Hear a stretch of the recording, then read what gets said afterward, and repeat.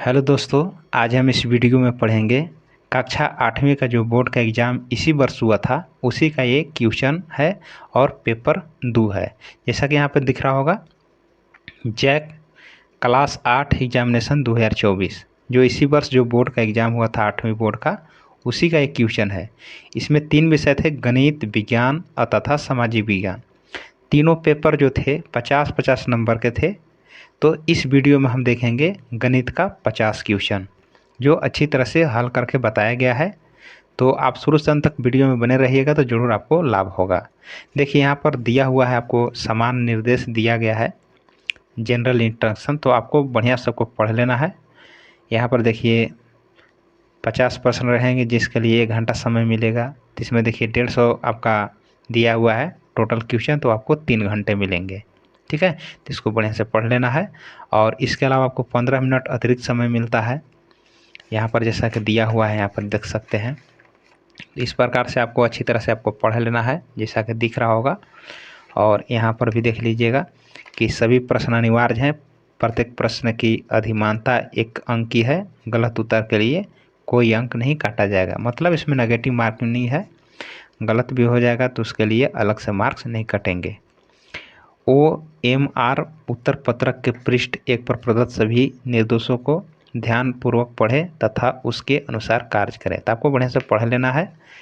और इस प्रकार से 1 2 3 4 विकल्प होंगे, जो सही होगा उसको आपको गहरा जो है काला कर देना है। ठीक है, नीला या काला बॉल पॉइंट कलम का ही प्रयोग करना है। पेंसिल का प्रयोग वर्जित है, मतलब पेंसिल का प्रयोग नहीं करना है। तो इस प्रकार से दिया हुआ है, आपको पढ़ लेना है और ऐसा ही क्वेश्चन मिलेगा।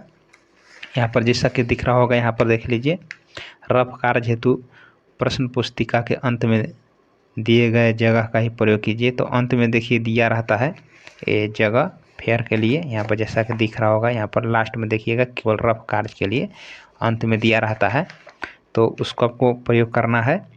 तो इसको आपको ध्यान से आपको पढ़ लेना है। ठीक है, जैसा कि यहाँ पर दिया हुआ है। अब चलते हैं हम लोग क्वेश्चन में। देखिए, क्वेश्चन आपको दिया गया है पेपर 2 का पहला जो सब्जेक्ट है गणित दिया गया है, जैसा कि आपको दिख रहा होगा, मैथमेटिक्स। पृष्ठ संख्या 6 से पृष्ठ संख्या 40 में गणित के प्रश्न है। तो पृष्ठ नंबर 6 से लेकर 40 तक गणित के प्रश्न है, मतलब 50 इसमें प्रश्न होंगे। ठीक है, जो पेज नंबर 6 से लेकर पेज नंबर 40 तक दिया हुआ है, इस ये बात बता रहा है। तो चलिए क्वेश्चन हम लोग बनाते हैं। तो शुरू से अंत तक का वीडियो में बने रहिए, आपको अच्छी तरह से समझ में आएगा। और इसी प्रकार से आने वाला जो बोर्ड होगा, जो एग्ज़ाम होगा, इसी प्रकार से आप तैयारी को कर सकते हैं। ठीक है, तो चलिए स्टार्ट करते हैं। जैसा कि देखिए पहला प्रश्न आपको दिख रहा होगा, देखिए पहला प्रश्न आपको मिल गया। यहाँ पर देखिए पहला प्रश्न है कि 7 का व्युत्क्रम होगा। यहाँ पर पहला ऑप्शन है 1/7, दूसरा ऑप्शन है -1/7, तीसरा ऑप्शन है -7 और चौथा ऑप्शन है इनमें से कोई नहीं। देखिए, व्युत्क्रम का मतलब होता है उल्टा। ठीक है, जैसे लिखा गया यहाँ कि 7 का व्युत्क्रम, 7 का व्युत्क्रम कितना होगा, तो इसको उलट देना है।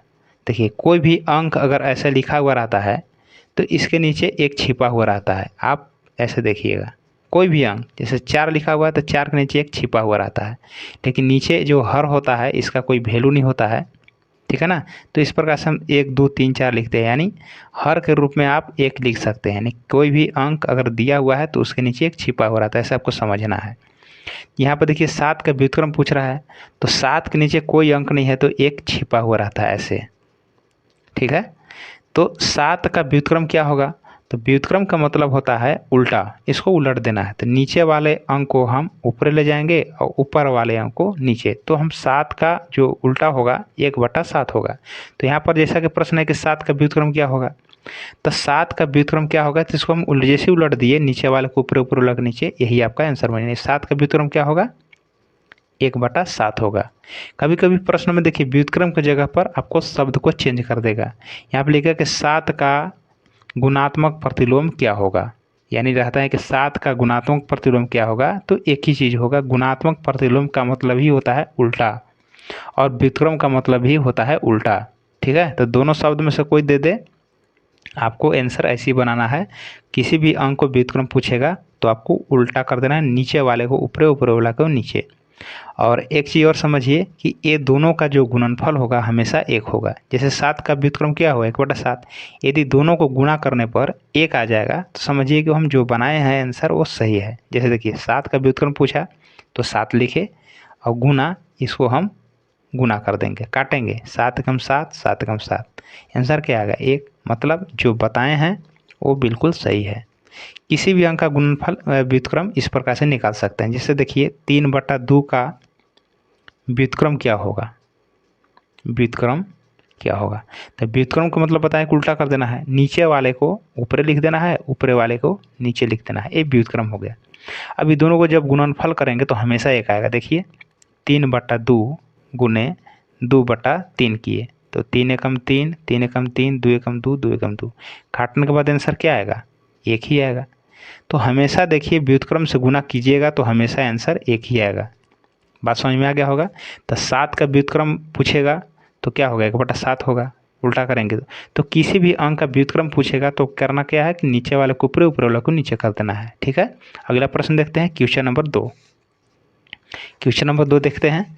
क्वेश्चन नंबर 2 जैसा कि दिख रहा होगा आपको, देखिए यहाँ पर कि -11 का योज्य प्रतिलोम है। ऑप्शन दिया है पहला 11, दूसरा है 1/11, तीसरा है -11 और चौथा है 1/-11। देखिए योज्य प्रतिलोम का मतलब क्या होता है, -11 का योज्य प्रतिलोम। ठीक है, दोनों दो शब्द है, यहाँ पर तो हम गुणात्मक पढ़े। ठीक है, यहाँ योज्य प्रतिलोम लिया हुआ है, क्या है -11 का योज्य प्रतिलोम क्या होगा। जब योज्य प्रतिलोम लिखा हुआ मिलेगा, ठीक है, तो आपको केवल चिन्ह को चेंज कर देना है। देखिए -11 है ना, तो केवल चिन्ह के बारे में है, अंक तो वही रहेगा, अंक जो है वही रहेगा, बट्टा में रहेगा तो बट्टे में लिखना है, यानी जो अंक रहेगा उसी को लिखना है, केवल आपको इसमें चिन्ह को चेंज कर देना है। तो यहाँ पर देखिए माइनस है तो यहाँ पर लिखेंगे हम प्लस, अगर यहाँ प्लस रहता है लिखते हैं हम माइनस, उल्टा चिन्ह लिखना है और जो अंक रहेगा उसको लिख देना है बस। यानी -11 का योज्य प्रतिलोम क्या होगा, +11 होगा। तो समझ में आ गया होगा।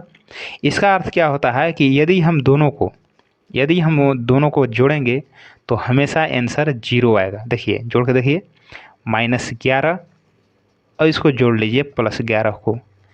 ठीक है, तो घटाएंगे तो प्लस माइनस क्या होता है, माइनस होता है, 11 में से 11 घटाएंगे क्या होगा 0। तो हमेशा योज्य प्रतिलोम को जोड़ने के बाद हमेशा आंसर 0 आएगा और यहाँ पर गुणात्मक प्रतिलोम करने के बाद हमेशा 1 आएगा। ठीक है ना, तो गुणात्मक मतलब उल्टा चिन्ह कर देना, उल्टा कर देना, अंक उल्टा लिख देना है।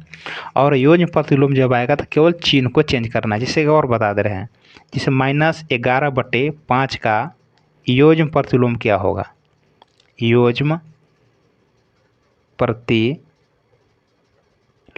क्या होगा। तो क्या बताए, केवल आपको चिन्ह को चेंज कर देना है। ठीक है, तो माइनस वाला जो चिन्ह है यहाँ पर प्लस चिन्ह हो जाएंगे और 11/5 को 11/5 ही लिखना है, केवल अंक वही रहेगा, केवल आपको चिन्ह को चेंज कर देना है।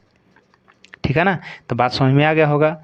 तो यहाँ पर देखेंगे कि -11 का योज्य प्रतिलोम क्या होगा, तो हम केवल चिन्ह को चेंज कर देना है, यानी +11, ये वाला आपका ऑप्शन सही हो जाएगा। ठीक है, इसके बाद क्या करना है, यहाँ पर आ जाइए। कहता है कि एक तीसरा प्रश्न है कि 1/2 की समतुल्य परिमेय संख्या है। समतुल्य का मतलब होता है कि 1/2 जो है इसका एक अलग रूप होगा, यानी काटने के बाद 1/2 आना चाहिए। ठीक है, तो सब संख्या को काटेंगे, किसको काटने पर 1/2 होगा। 1/2 की समतुल्य परिमेय संख्या है, क्या होगा, देखिए यहाँ पर समतुल्य का मतलब है कि इसको काटिए, जिसको काटने पर 1/2 आएगा वही समतुल्य परिमेय होता है। समतुल्य परिमेय का मतलब होता है कि दूसरा अंक रहेगा लेकिन काटने के बाद यही आएगा। ठीक है, तो देखिए काट के 1/3 है तो इसके बराबर नहीं है, लेकिन यदि इसको हम काटेंगे तो 2 एकम 2 और 2 दूनी 4, कितना आया 1/2। तो जो काटने के बाद जो इसके बराबर होगा वही समतुल्य परिमेय होगा। तो ऑप्शन नंबर 2 सही हो जाएगा। ठीक है, क्वेश्चन नंबर हम 3 के बाद क्वेश्चन नंबर हम 4 देखते हैं। क्वेश्चन नंबर 4 देखिए यहाँ पर कि -5 गुने -1 का गुणनफल होगा, यानी दोनों को गुणा करना है। तो बहुत सिंपल सा है, माइनस माइनस चिन्ह को गुणा करेंगे माइनस माइनस को गुना करेंगे तो प्लस का चिन्ह आ जाएगा, और 5 गुना 1 कर देंगे तो 5 होगा, यानी +5 कौन होगा, ये वाला होगा, ऑप्शन नंबर 2। इसके बाद क्वेश्चन नंबर हम 5 देखेंगे। क्वेश्चन नंबर 5 देखिए क्या कहता है कि सबसे छोटी अभाज्य संख्या है। अभाज्य संख्या का मतलब होता है कि केवल 1 से कटना चाहिए और स्वयं संख्या से, ठीक है। तो कुछ अभाज्य संख्या के बारे में बता दे रहे हैं। अभाज्य संख्या क्या होती है कि वह संख्या जो केवल 1 से कटेगा और स्वयं संख्या से, यानी परिभाषा हो गया कि वह संख्या जो केवल 1 से एवं स्वयं से, स्वयं संख्या से, 1 एवं स्वयं संख्या से जो कटता है उसी को हम अभाज्य संख्या बोलते हैं। जैसे कि देखिए 2 है, 2 केवल 1 से कटेगा और केवल 2 से कटेगा, तो ऐसी संख्या को हम अभाज्य संख्या बोलते हैं, ठीक है। तो इसमें बताया जाता है कि सबसे छोटी अभाज्य संख्या कौन है, तो 2 ही होगा, ठीक है ना। तो आंसर नंबर आपका 5वां का तीसरा हो जाएगा, ठीक है। इसके बाद क्वेश्चन नंबर 6 देखेंगे कि 0/7 के बराबर है, यानी 7 से जब हम 0 में भाग लगाएंगे तो कितना होगा। तो कोई भी संख्या में जब हम 0 से भाग लगाते हैं तो क्या होता है, वो 0 ही हो जाता है। तो आंसर नंबर कौन हो जाएगा, 6 का पहला, बहुत ही सिंपल है, ठीक है। अगला क्वेश्चन देखते हैं। क्वेश्चन नंबर 7 देखिए। क्वेश्चन नंबर 7 क्या कहता है यहाँ पर कि -8/7 गुने 21/12 बराबर 21/12 गुने, यहाँ पर खाली स्थान है। तो यहाँ पर देखिएगा कि बराबर के बाईं साइड और बराबर के दाईं साइड ये दोनों बराबर करना है, ठीक है। तो देखिए बाईं साइड क्या है, 21 बटा क्या है 12 है, और 21 बटा क्या है 12 है, दोनों साइड बराबर हैं, ठीक है। तो क्या करेंगे हम कि जो इधर बाईं साइड है इसको हम क्या कर देंगे, हम दाईं साइड ले जाएंगे, ये इधर ले जाएंगे, तो अब ये बराबर हो गया, ठीक है। देखिए बराबर के बाईं ओर 21/12 था और दाईं ओर 21/12 था। यदि हम -8/7 को बाईं साइड से दाईं साइड लिख देंगे तो दोनों बराबर हो जाएंगे, मतलब यही आंसर आपका हो जाएगा -8/7, क्योंकि बराबर करना था ना। अब देखिए बराबर हो गया। अब देखिए इसी प्रकार से क्वेश्चन नंबर 8 देखिए, 900 का वर्गमूल होगा। तो 900 किस प्रकार से आप तोड़ लीजिए, वर्गमूल का चिन्ह इस प्रकार से होता है। 900 कैसे तोड़ सकते हैं कि 9 गुने 100 में, ठीक है, थोड़ा शॉर्ट बता रहे हैं। तो 9 का वर्गमूल कितना होता है, 9 का वर्गमूल 3 होता है, क्योंकि 3 का वर्ग होता है 9, ठीक है। तो जोड़ा लग जाएगा ना 3 के, 3 गुने 3 में। देखिए इस प्रकार से जब जोड़ा लगता है तो इसको हम वर्गमूल से बाहर कर देते हैं, जोड़ा में से एक लेते हैं। तो 9 का जब हम तोड़ेंगे तो 3 गुना 3 में टूट जाएगा, तो 9 का जो वर्गमूल कितना हो जाएगा, ये 3 हो जाएगा। उसी प्रकार से देखिए 100 को तोड़िए, जोड़ा में तोड़िए, तो 100 को तोड़ेंगे तो 10 गुने 10 में तोड़ दीजिए, तो 10 का जोड़ा लगा ना, तो देखिए जोड़ा में से एगो लिखाता है, वो वर्गमूल निकल जाता है, यानी इसका वर्गमूल 10 हुआ, इसका वर्गमूल 3 हुआ, ठीक है। तो इसका वर्गमूल 9 का वर्गमूल 3 हुआ और 100 का वर्गमूल 10 हुआ, 10 ये कितना हो जाएगा 30, आंसर नंबर 3 हो जाएगा, ठीक है, आसानी से निकाल सकते हैं आप। अब देखिए 3.5 का वर्ग होगा। वर्ग का मतलब जान रहे हैं कि वह संख्या जो उसी संख्या से गुना कर दिया जाए तो हमें वर्ग प्राप्त होता है, ठीक है। तो क्या करना है आपको कि 3.5 को 3.5 से गुना करना होगा, ठीक है। वर्ग का मतलब इस प्रकार से होता है कि 3.5 का हम स्क्वायर लगा देंगे, यानी 3.5 का वर्ग कितना होगा। तो वर्ग का मतलब होता है कि 2 बार गुना करना है, तो 3.5 गुना 3.5 जब गुना करेंगे तो हो जाएगा 12.25, ठीक है। तो आंसर नंबर कौन हो जाएगा, 9 का दूसरा हो जाएगा। अब देखते हैं क्वेश्चन नंबर 10। क्वेश्चन नंबर 10 देखिए बहुत ही आसान है। देखिए क्वेश्चन नंबर 10 है √8100, यानी ये क्या है चिन्ह, ये वर्गमूल का चिन्ह है, और 8100 का वर्गमूल निकालना है, तो इसको तोड़ लीजिए, ठीक है। तो देखिए इस प्रकार से तोड़ लीजिए आप, ये देखिए 81 लिख दिए और गुने इधर 100 लिख दिए, ठीक है। आप यहाँ पर कोई विधि का प्रयोग कर सकते हैं, ठीक है, अभाज्य गुणनखंड विभाग विधि कोई भी बना सकते हैं आप। देखिए तो 81 का देखिए कोई ऐसा संख्या लिखिए जो एक ही संख्या को 2 बार गुना करने पर 81 आ जाए, जैसे जोड़ा लगाना है तो हम यहाँ पर कर दिए 9 गुने 9, ठीक है। 9 गुना 9 करने पर कितना होता है 81 होता है। देखिए जोड़ा लग गया ना, तो जोड़ा में से क्या किए कि एगो निकाल लेना है, मतलब 81 का वर्गमूल 9 होगा, इस प्रकार समझना है आपको। इसी प्रकार से देखिए 100 है, 100 का जोड़ा लगाइए, कौन सा जोड़ा लगेगा, तो 10 गुने 10 करेंगे तो 100 आ जाएगा, ठीक है। तो इसमें से जोड़ा क्या करेंगे, एक निकालेंगे, यानी जोड़ा में से एक निकालेंगे तब वर्गमूल निकल जाएगा। ये बात को आपको समझना है। अब यहाँ पर देखिए जोड़ा लग गया 10-10 का, तो जोड़ा में से एक भी निकाल देंगे तो इसका वर्गमूल निकल गया, यानी 81 का 9 हो जाएगा और 100 का 10 हो जाएगा। ठीक है, 10×9 = 90। ठीक है, इसलिए शॉर्ट करके हम बता रहे हैं, तो आप निकाल के बना सकते हैं। ठीक, तो यह आंसर क्या हो जाएगा आपका 10वां का दूसरा हो जाएगा। इसके बाद देखते हैं क्वेश्चन नंबर 11। क्वेश्चन नंबर 11 देखिए, क्वेश्चन नंबर 11 कहता है कि 24 का वर्ग का मान कितना होगा, यानी स्क्वायर को हम वर्ग बोलते हैं। ठीक है, या स्क्वायर बोलिए, स्क्वायर अंग्रेजी में बोलते हैं और वर्ग हिंदी में बोलते हैं। तो 24 के स्क्वायर जान रहे हो कितना होगा। ठीक है, तो 24 के स्क्वायर का मतलब कि 24 × 24 करना होगा। जब 24 × 24 करेंगे तो कितना आएगा 576, यानी 24 का वर्ग 576 होता है। आपको याद भी कर लेना चाहिए। ठीक है, तो 576 देखिए वाला है, यानी 11 नंबर का क्वेश्चन नंबर 3 सही होगा। ठीक है, समझ में आ रहा होगा। इसके बाद देखेंगे यहाँ पर क्वेश्चन नंबर 12, कहता है कि 256/441 का वर्गमूल है। तो वर्गमूल है बहुत ही आसान, बताए वर्गमूल का चिन्ह बताए थे अभी हम कि इस प्रकार से रूट लग जाता है और 256/441 वर्गमूल निकालने का और तरीका है। एक ही अंक देखिए कौन सा होगा जो दोनों मतलब एक ही अंक को गुना करने पर 256 आ जाएगा। ठीक है, तो आप किसी विधि का प्रयोग कर सकते हैं। ठीक है, तो 256 देखिए तोड़ेंगे तो किसका तोड़ने पर होगा, तो यहाँ 16 को तोड़ने पर होगा। ठीक है ना, 16 गुना यदि 16 कर दिया जाए तो 256 आ जाएगा। ठीक है, जोड़ा लगाना है आपको। और 441 किससे होता है, तो 21 × 21 करेंगे तो कितना होता है 441 होता है। तो अभी बताए थे, जैसा कि बताए थे पीछे हम, यदि किसी का वर्गमूल तो जोड़ा में लगा लीजिए, जोड़ा लग गया तो वर्गमूल हो जाएगा। ठीक है, तो यहाँ पर जोड़ा लगा दिए, 16 × 16 करने पर 256 हुआ। तो बताया था ना कि जोड़ा में से क्या लिया जाता है, एक लिया जाता है, ए रूट मतलब इसका वर्गमूल निकल गया। 21 का इसका जोड़ा लग गया, इसलिए इसका वर्गमूल निकल गया 21। ठीक है, इस प्रकार से शॉर्ट में आप बना सकते हैं। ठीक है, तो 21/16 है, या कोई भी विधि का प्रयोग कर सकते हैं। ठीक है, जैसे कि देखिए यहाँ पर 256 का वर्गमूल भाग विधि से ऐसे निकालते हैं, इस प्रकार से भी आप निकाल सकते हैं। जोड़ा लगाएंगे दाहिना साइड से, शुरू बार क्या बच गया 2 बच गया, 2 में भाग लगाएंगे तो 1 × 1 करेंगे तो 1 आएगा, और 1 यहाँ पर जोड़ लिया जाता है, 2 हो गया, घटाने के बाद 1 उतरेगा, जोड़ा अंक 56। अब देखिए 2 के बगल में जितना अंक रखेंगे उतना ही सबको गुना करना है। ठीक है, 156 कितना बार रखेंगे, देखिए 2 के बगल में 6 रखेंगे तो 6 बार देना होगा। ठीक है, तो अब यहाँ 6 जोड़ दीजिए, तो 66 36 के 6 हासिल 3, 6 2 12 3 15। देखिए इस प्रकार से भी आप निकल सकते हैं वर्गमूल 32। ठीक है, यानी 256 का वर्गमूल 16, इस प्रकार से निकाल सकते, भाग विधि है। ठीक है, और 441 की भी आराम से निकाल सकते हैं आप इसी प्रकार से।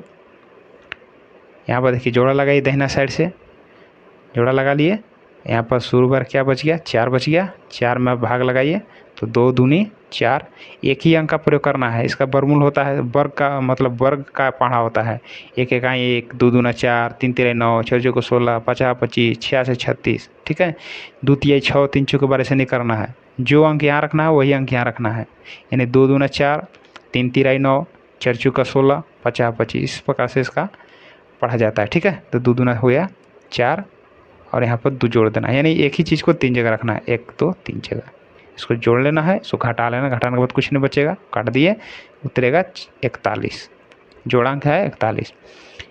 इसके बगल में जितना अंक रखेंगे उतना ही से गुना करना है। देखिए 4 के बगल में यदि 1 रखे तो हमको 1 ही से गुना करना है, इस पर 4 लिख लिया, यहाँ पर 4 के बगल में 1 रखे तो 1 ही से गुना करना है, तो गुना करने पर कितना आएगा 41 से आएगा। ठीक है, तो 41 गुना, यानी 4 के बगल में 1 रखे तो यहाँ पर 1, यहाँ पर 1 और यहाँ पर 1, 3 जगह प्रयोग करना है, याद रखना है। ठीक है, तो 41 गुना 1 करेंगे तो 41 ही आएगा। ठीक है, इस प्रकार से 21 वर्गमूल निकल गया। तो 16/21 देख लीजिए ऑप्शन, तो ऑप्शन नंबर 2 सही हो गया। तो इस प्रकार से वर्गमूल निकाल लीजिए, कोई दिक्कत नहीं है। वर्गमूल बनाने का बहुत तरीका है यहाँ पर। ठीक है, बार बार घटाने की विधि या भाज्य गुणनखंड विधि, तो किसी का प्रयोग कर सकते हैं। चलिए क्वेश्चन नंबर हम 13 देखते हैं। क्वेश्चन नंबर 13 देखिए, क्वेश्चन नंबर 13 देखिए, ये भी क्लास 8 से ही है, पढ़े होंगे। ठीक है, देखिए पाइथागोरस त्रिक क्या है, तो पाइथागोरस त्रिक का मतलब पढ़े होंगे। देखिए हम बता दे रहे हैं सबसे पहले पाइथागोरस थ्योरी क्या है, आपको पहचानने का तरीका। जब क्वेश्चन आएगा तो आसानी से बना सकते हैं। देखिए ये होता है आपका समकोण त्रिभुज। समकोण त्रिभुज बना लिए। समकोण त्रिभुज किसको कहते हैं? देखिए ये होता है 90 डिग्री, और 90 डिग्री के सामने वाला होता है कर्ण। ये वाला कर्ण होता है। अब जानते हैं कि इसमें 3 भुजा होते हैं, पहला भुजा, दूसरा भुजा, ये हो गया तीसरा भुजा। तीसरा भुजा क्या है? कर्ण है। कर्ण का मतलब होता है कि सबसे बड़ा भुजा है। ठीक है, कर्ण सबसे बड़ा भुजा है। जैसा कि एक एग्जाम्पल देते हैं, जैसे कि मान चलिए यहाँ पर लिख दिए हम 3, ये लिख दिए 4, लिख दिए 5। जो सबसे बड़ा भुजा होगा यहाँ पर लिख देना है कर्ण के जगह पर। और ये दोनों जो है आधार और लंब, इसको मान लीजिए कि लंब है, ये आधार है, ये कर्ण है। जो सबसे बड़ा भुजा होगा यहाँ पर रख लीजिए, जो बड़ा साइड है 90 डिग्री के सामने वाला कर्ण होता है, और यहाँ पर लंब रख लीजिए, यहाँ पर आधार लिख लीजिए। अब देखिए इसको बनाने का बहुत आसान तरीका है और समझने का आसान तरीका है। क्या करना है कि जो छोटा छोटा जो भुजा होगा लंब और आधार एक साइड आपको रखना है। तो चलिए लंब हो गया एक साइड, आधार हो गया एक साइड। ठीक है, इधर उधर हो गया तो कोई दिक्कत यहाँ पर नहीं है। ठीक है, लेकिन कर्ण नहीं बदलना चाहिए ना। कर्ण वही है जो सबसे बड़ा होगा। जो सबसे बड़ा होगा यहाँ पर आपको रख देना है। जो सबसे बड़ा होगा इसको एक तरफ रखना है यहाँ पर, जैसा कि रखे हैं हम। तो यहाँ पर हो गया लंब का वर्ग, और यहाँ आधार का वर्ग बराबर यहाँ पर कर्ण का वर्ग। इसी को नाम है पाइथागोरस प्रमेय। ठीक ना, पाइथागोरस प्रमेय होता है लंब स्क्वायर प्लस आधार स्क्वायर बराबर कर्ण का स्क्वायर। अब क्या करेंगे, दोनों का इक्वल करेंगे, यानी 3 का स्क्वायर करेंगे तो 3 3 9 हो जाएगा। 4 का स्क्वायर करेंगे 4 चौका 16 होगा, और 5 का स्क्वायर कितना होगा? 5 25 होगा। 16 9 कितना हो गया? 25 बराबर 25। यानी कर्ण को आपको अकेले रखना है। ठीक है, और दोनों जो छोटा वाला है आधार और लंब को एक तरफ करना है। ये दोनों का वर्ग को जोड़ देना है, अब एक तरफ को लिखना है। यदि दोनों का बराबर आ गया, दोनों एकदम बराबर आ गया, यही आपका पाइथागोरस तरीका है। ठीक है, तो बहुत आसानी से समझ गए होंगे। इसको अगर निकाल के देखिएगा तो देखिए नहीं आएगा, देखिएगा ना। इसको हम देखिए मान के चलिए सबसे बड़ा है तो कर्ण हो जाएगा। तो कर्ण हमेशा एक साइड रखते हैं और कले होगा। ठीक है, सिंगल लिखना है इसको, इसका वर्क कर लीजिए, और छोटा छोटा लोग एक तरफ रख लीजिए इस प्रकार से। तो 2 दूनी 4 हो गया, और 3 3 9 हो गया, और 4 चौका 16 हो गया। दोनों जोड़िए, 9 4 कितना हुआ? 13 हुआ, और ये कितना 16 हुआ। तो यहाँ 13 यहाँ 16 दोनों बराबर नहीं ना आया, तो ये पाइथागोरस तरीका नहीं है। इसको देखिए 3 का स्क्वायर कितना हो जाएगा? 9। 4 का स्क्वायर कितना हो जाएगा? 16। छोटा छोटा एक तरफ रखेंगे, अब बड़ा वाला को एक तरफ रखना है ना। 5 25, 16 9 कितना हुआ? 25, और कितना हो गया? 25। दोनों बराबर आ गया ना। जब दोनों बराबर आ गया यही पाइथागोरस तरीका है। ये नहीं आएगा, देखिए 4 चौके हो गया 16, 50 हो गया 25, और 6 गुना 6 करेंगे तो कितना? 36। तो ये हो जाएगा 6 5 11 के यहाँ से ले 2 3 1 4, और कितना आ गया? 36। देखिए यहाँ पर 41, यहाँ पर 36 है। दोनों बराबर नहीं आया तो पाइथागोरस तरीका नहीं है। इस प्रकार से आप जांच सकते हैं। तो ऐसा प्रश्न अगर आएगा तो आप आसानी से बना सकते हैं। देखते हैं क्वेश्चन नंबर 14। ठीक है, क्वेश्चन नंबर 14 क्या कहता है कि 10 का पावर 3, हम 3 को हम कहते हैं घन, और अंग्रेजी में क्यूब बोलते हैं। ठीक है, तो इसका मतलब 10 का क्यूब का सही मान क्या है? ठीक है, तो पावर देखिए जितना बार पावर रहता है ना उतना बार इसको गुना किया जाता है। यानी 10 का पावर 3 है तो 10 को कितने बार गुना करेंगे? हम 3 बार गुना करेंगे, और आसानी से गुना कर सकते हैं। देखिए लास्ट में यदि अंतिम संख्या 0 0 है तो लिखिए गिन के 1 2 3, 1 2 3 0 है। 1 गुना करेंगे 1 तो 1 आएगा, अब 1 गुना करेंगे 1 तो 1 ही आएगा। इस प्रकार शॉर्ट में गुना किया जा सकता है। यानी 100 का क्यूब कितना होगा? 1000 होगा। ऑप्शन नंबर 4 हो जाएगा। तो क्वेश्चन समझ में आ रहा होगा, आगे देखते हैं। देखिए यहाँ पर देखिए लिखा हुआ है कि 27,000 का घनमूल क्या होगा। तो बहुत ही आसानी से बना सकते हैं। जैसा कि देखिए वर्गमूल जो पढ़े थे तो 2 2 को जोड़ा लगाए थे ना। ठीक है, अब वर्ग में 2 बार गुना किए थे। इसी प्रकार जब हम घन बनाए थे तो यहाँ पर 3 को का जोड़ा लगा। अगर चाहे तो यहाँ पर देखिए 3 को के यदि हम जोड़ा लगा देंगे तो यही घनमूल होता है। यानी इसका घनमूल चाहे तो 10 ही होगा।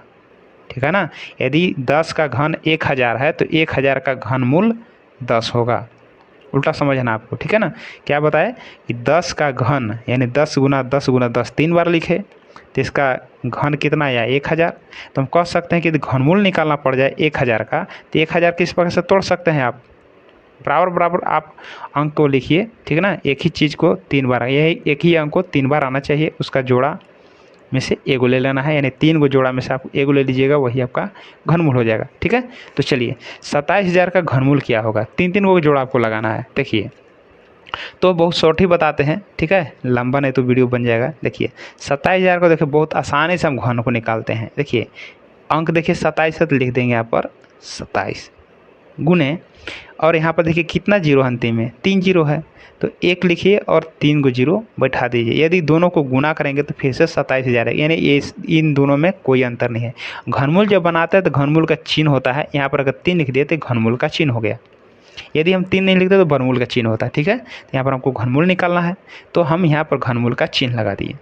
अब 27 में देखिए कौन सा अंक को 3 जोड़ा लगे, तो इस प्रकार से तोड़ लीजिए आप। ठीक है, देखिए 27 लिख दिए हम, और 3 से कटेगा 9 बार में, 3 से कटेगा 3 बार में, और 3 कटेगा 1 बार में, यानी 3 3 3 का ये क्या हो गया, मतलब 3 3 3 में टूट गया 27। तो हम लिख सकते हैं इस प्रकार से कि 27 का जो घनमूल होगा, इस 27 का जो घनमूल होगा क्या होगा, 3 होगा। जैसे कि बता रहे हैं ना कि 3 को जोड़ा लगाना है, तो ये 3 गुना 3 गुना 3, यानी 27 की जगह पर 3 गुना 3 गुना 3 आया। तो बताए थे ना कि 3 गो के जोड़ा लगेगा, तो 3 गो जोड़ा में से, यानी 3 गो जो लिखा हुआ रहेगा उसमें से आपको एगो लेना है। ठीक है, तो हम 27 का घनमूल क्या हो गया, 3 हो गया।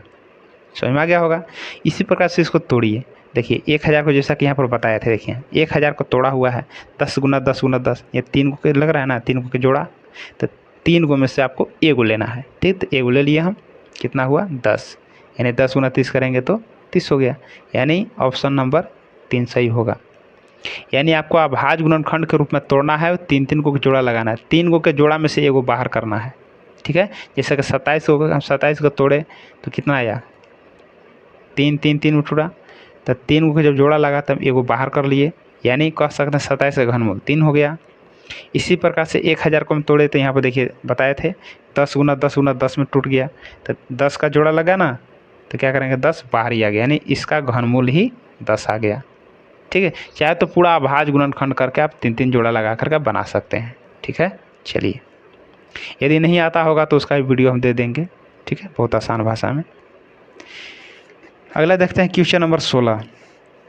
यहाँ पर देखिए है कि निम्न में से कौन सी संख्या पूर्ण घन है। तो पूर्ण घन का मतलब ही बताए थे कि जो 3 को जोड़ा लग जाए। देखिए यहाँ पर देखिए जोड़ा नहीं लगेगा। यदि हम बात करेंगे 100 के, तो यहाँ पर देखिए 10 गुना 10 होगा, यानी जोड़ा कितना लगा, 2 जोड़ा लगा, यानी पूर्ण घन नहीं है, तो वर्ग, देखिए वर्गमूल होगा।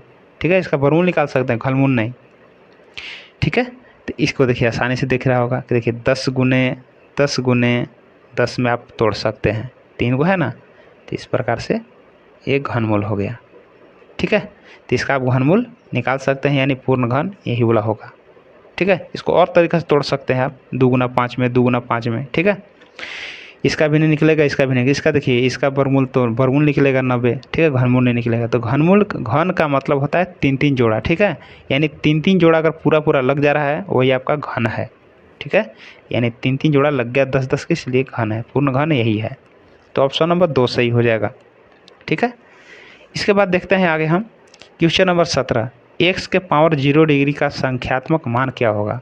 तो जैसा कि आपको याद कर लेना होगा कि किसी का, देखिए किसी का पावर 0 डिग्री देगा तो आपका मान एक ही होता है, एक, यानी कहेंगे कि 999 का 0 डिग्री का मान कितना होगा, तो एक ही होगा, यानी कितना हो दिया रहेगा यहाँ पर संख्या। ठीक है, और उसका 0 डिग्री मान दे दिया जाएगा कितना होगा, तो उसका मान एक ही होगा, यानी ऑप्शन नंबर यहाँ पर 2 सही होगा। ठीक है, दूसरा होगा। इसके बाद आगे देखते हैं क्वेश्चन नंबर 18। देखिए कहता है कि -1/3 और 1/2 के मध्य एक परिमेय संख्या है, यानी कहता है कि इसके बीच में कौन सा इसमें से 4 ऑप्शन में से बीच में आएगा। ठीक है, तो देखिए आप जैसा कि परिमेय संख्या पढ़े होंगे, तो इसको पहले हम बराबर कर देते हैं। ठीक है, बराबर करने का क्या तरीका है कि 3 और 2 का एलसीएम अगर निकालेंगे तो एलसीएम निकालने पर 6 होगा। तो क्या करना है कि ये जो हर है ना, हर का हम वर्गमूल निकाले हैं, हर का हम लघुत्तम निकाले हैं, एलसीएम निकाले हैं। ठीक है, तो 3 और 2 का एलसीएम 6 होगा, यानी हर जो है ऊपरा को हम बोलते हैं अंश, नीचे वाले को हर, तो हर को बराबर करना है, यानी 6 हर कर देना है। तो मान लीजिए कि -1/3 लिखा हुआ है, हर को आपको 6 करना है, ठीक है। तो यानी हर को हमको 6 करना होगा, तो इसमें देखिए 2 गुना करेंगे तभी ना होगा 6, तो ऊपर भी 2 गुना कर देना है इस प्रकार से। तो -2/6 हुआ, यानी इसको हम 6 काटेंगे तो यही आ जाएगा, ठीक है। इसके बाद 1/2 को फिर से लिखेंगे और आपको हर 6 बनाना है, तो 2 में का गुना करेंगे कि 6 आ जाएगा, तो 3 गुना करेंगे, तो ऊपर भी आपको 3 गुना कर देना है, ठीक है। तो 3 एकम 3 और 3 दूनी 6। अब देखें कि -2/6 और 3/6 के बीच में कौन कौन संख्या है।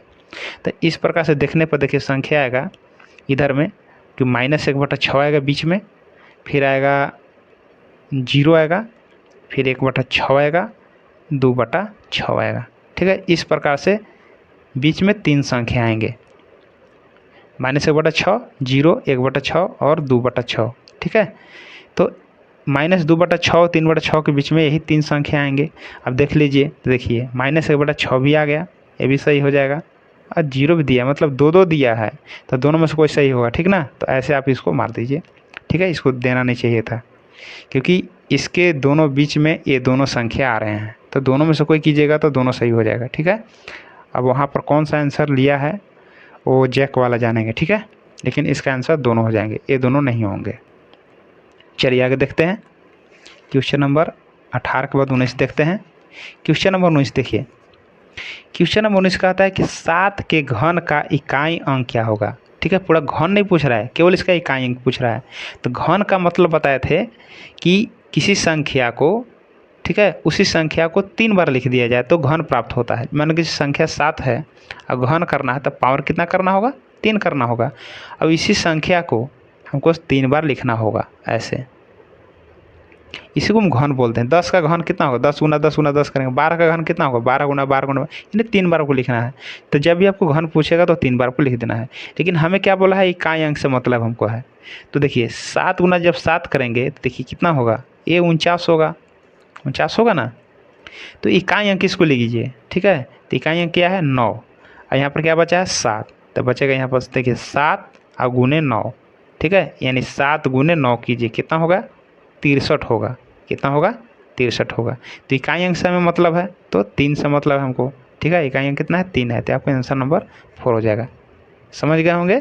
देखिए हम क्या किए कि 7 का घन का मतलब कि 7 को 3 बार गुना करेंगे, 7 गुना 7 गुना 7, तो हम गुना करेंगे पूरा 7 गुना 7 करेंगे तो 49, 49 गुना 7 करेंगे तब भी इकाई संख्या 3 ही होगा। लेकिन हमको ज़्यादा से मतलब नहीं है, इसका इकाई अंक लीजिए तो 9, और इसका जो बचा हुआ है उसको 7 गुना कीजिए, 7 बचा हुआ है ना, क्योंकि इसको हम गुना करने पर 49 आया है। तो इसका इकाई अंक संख्या 9, और यहाँ पर देखिए 7 बचा, 9 सत्ते 63 होता है, ठीक है। तो केवल हमको इकाई अंक से मतलब है, ठीक है। तो हम 3 होता है, 3 आंसर हो गया। अगर पूरा बोलता ना तो पूरा गुना करना होता, इकाई अंक पूछेगा तो खाली इकाई वाला गुना कीजिए, कोई दिक्कत नहीं है। इसके बाद देखिए यहाँ पर सवाल नंबर कौन है, 20 है। कहता है कि 108 को किस सबसे छोटी संख्या से गुना करें कि वह पूर्ण घन संख्या प्राप्त हो जाए। यानी 108 जो है पूर्ण घन नहीं है, यानी 3-3 जोड़ा नहीं लगेगा इसमें। तो कौन सा संख्या को गुना कर देंगे कि इसमें 3-3 जोड़ा लग जाना चाहिए, ठीक है। तो यहाँ पर क्या करेंगे हम, देखिए 108 को क्या करना है, इस प्रकार से आपको तोड़ना है, ठीक है। तोड़ लेते हैं। देखिए अंत में क्या है, सम संख्या यानी 2 से कटेगा, 2 पचे 10, 2 चौके 8 हो गया, 2 से 27 बार में कटेगा, 3 से 9 बार में कटेगा, और 3 से 3 बार में कटेगा, और 3 से 1 बार में कटेगा। यहाँ पर देखिए लिखते हैं संख्या को, 2 गुने 2 है तो 2 गुने 2 लिखेंगे। इसके बाद 3 गुना 3 गुना 3 है तो लिखेंगे 3 गुना 3 गुना 3, लिख लिए। इसके बाद हम क्या बताए कि हमसे पूर्ण घन पूछा है, तो पूर्ण घन का मतलब होगा कि 3-3 जोड़ा लगना चाहिए। तो यहाँ पर इसका जोड़ा पूरा पूरा लग गया ना, पूरा पूरा। लेकिन इसका पूरा पूरा जोड़ा नहीं लग रहा है, ठीक है। तो इसमें हम क्या गुना कर देंगे कि 3 गो का जोड़ा लग जाएगा। तो यहाँ पर 2 गो 2 है, अगर 1 2 अगर गुना कर देंगे, 1 2 गुना कर देंगे तो यह पूर्ण घन हो जाएगा, मतलब केवल 2 घट रहा है। यानी ये वाला 2 अगर यहाँ गुना कर दिया जाए तो क्या हो जाएगा, यह पूर्ण घन बन जाएगा। यानी आंसर क्या होगा, 2 होगा। इसलिए 2 आंसर हुआ, क्योंकि देखिए इसका पूर्ण घन हो गया, ये पूर्ण घन में है कि 3 3 3 3 गो का जोड़ा लगा, ये भी 3 गो का जोड़ा लगना चाहिए था। लेकिन यहाँ पर 2 गो है, अगर 1 गो गुना कर देंगे तो 3 गो जोड़ा लग जाएगा। तो 1 2 कहाँ है, यहाँ पर 2, ये वाला 2 गुना कर दीजिए तो आंसर नंबर आपका 3 हो जाएगा। बात समझ में आ गया होगा, ठीक है। 3 3 को जोड़ा लगा देना चाहिए था। यहाँ पर देखिए क्वेश्चन नंबर 21 देखिए, कहता है कि 3 का 0 डिग्री गुने 4 का पावर 1 गुने 5 के पावर 2 बराबर है, यानी हल करना है। बहुत आसान है। जैसा कि बताया था कितनाओं का 0 डिग्री का मान क्या होता है, 1 होता है, बताया था ना कि यानी कितनाओं का 0 डिग्री क्या होता है, मान 1 होता है। तो 3 का 0 डिग्री का मान 1 ही होगा। यहाँ पर गुना का चिन्ह है तो गुना लगाएंगे। इस बार 4 के पावर 1 है तो 4 के पावर 4 के 1 बार गुना करना है तो 4 ही तो होगा ना, गुने। अब 5 का वर्ग है यानी 5 को 2 बार गुना करना होगा तो 5 गुने 5 कर लेंगे। इसको हल कर लीजिए।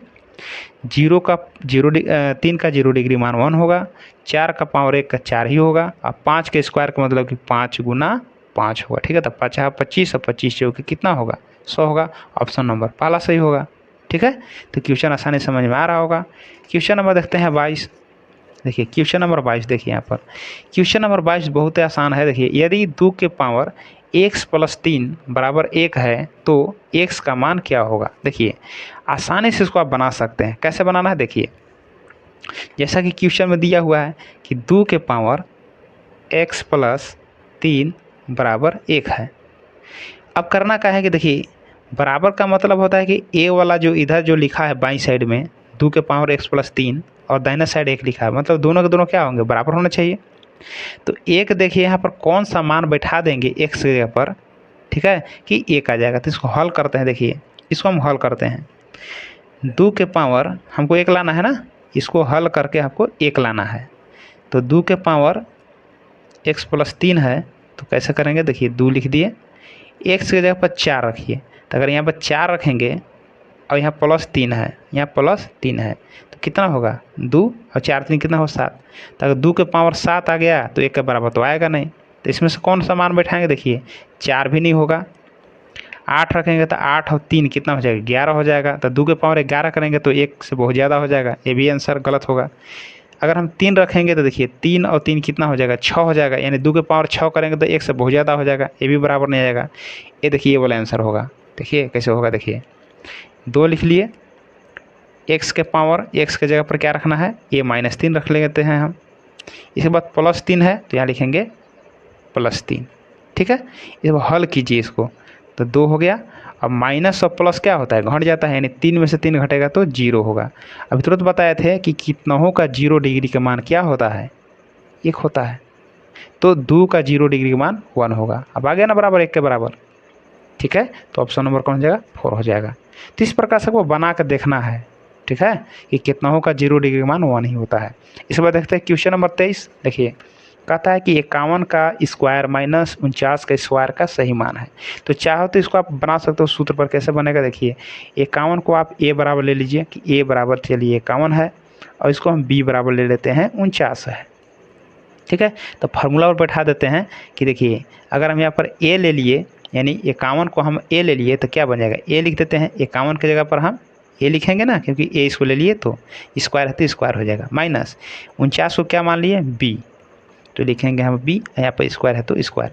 ये फार्मूला है, a square minus b square में क्या होता है कि a + b और a - b पढ़े होंगे। a का मान कितना है 51, b का मान कितना है 49, फिर है a का मान 51 और b का मान कितना है 49। इसको जब हम जोड़ेंगे तो कितना आ जाएगा 100 गुने, इसको जब घटाएंगे तो कितना आएगा 2 और 100 गुना 2 करेंगे तो आएगा 200, ठीक है। तो ऑप्शन नंबर क्या हो जाएगा, यहाँ पर दूसरा हो जाएगा, 23 का दूसरा, ठीक है। कैसे बनाए हैं, इसको हम 51 को a मान लिए, 49 को हम b मान लिए। तो 51 की स्क्वायर है तो 51 के जब a माने तो a स्क्वायर हो गया, 49 को हम b माने तो b का स्क्वायर हो जाएगा। तो a square minus b square का फार्मूला है a + b और a - b, ठीक है ना। तो a का मान देखिए 51, जैसा कि यहाँ a की जगह पर 51 ले लिए, प्लस के प्लस, b की जगह पर 49 ले लिए, a की जगह पर देखिए 51 ले लिए, b की जगह पर 49 ले लिए।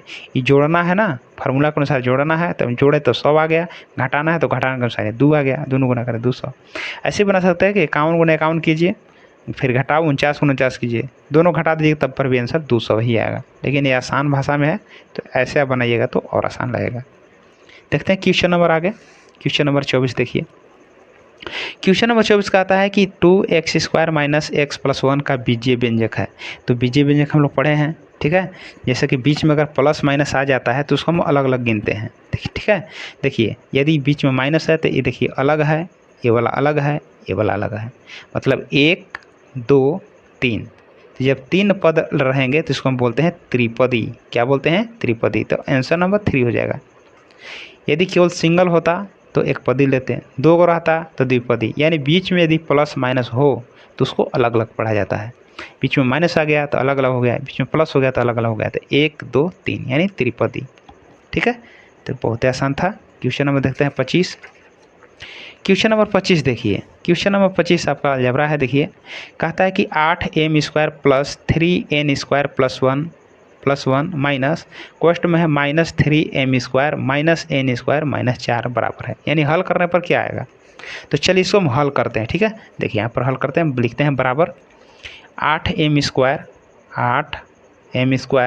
प्लस 3n² प्लस 1, तो लिखेंगे हम प्लस 1।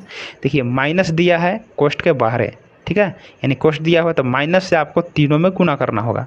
तो माइनस कोई चिन्ह नहीं आता तो प्लस है, तो प्लस माइनस क्या हो जाएंगे? माइनस हो जाएंगे, तो हो जाएंगे 3m²। फिर माइनस माइनस क्या हो जाएंगे? प्लस, a माइनस और a माइनस प्लस, और n² है तो यहाँ पर हो जाएंगे n², और माइनस माइनस ये भी हो जाएंगे प्लस, और 4 है तो कितना होंगे? 4 हो जाएंगे।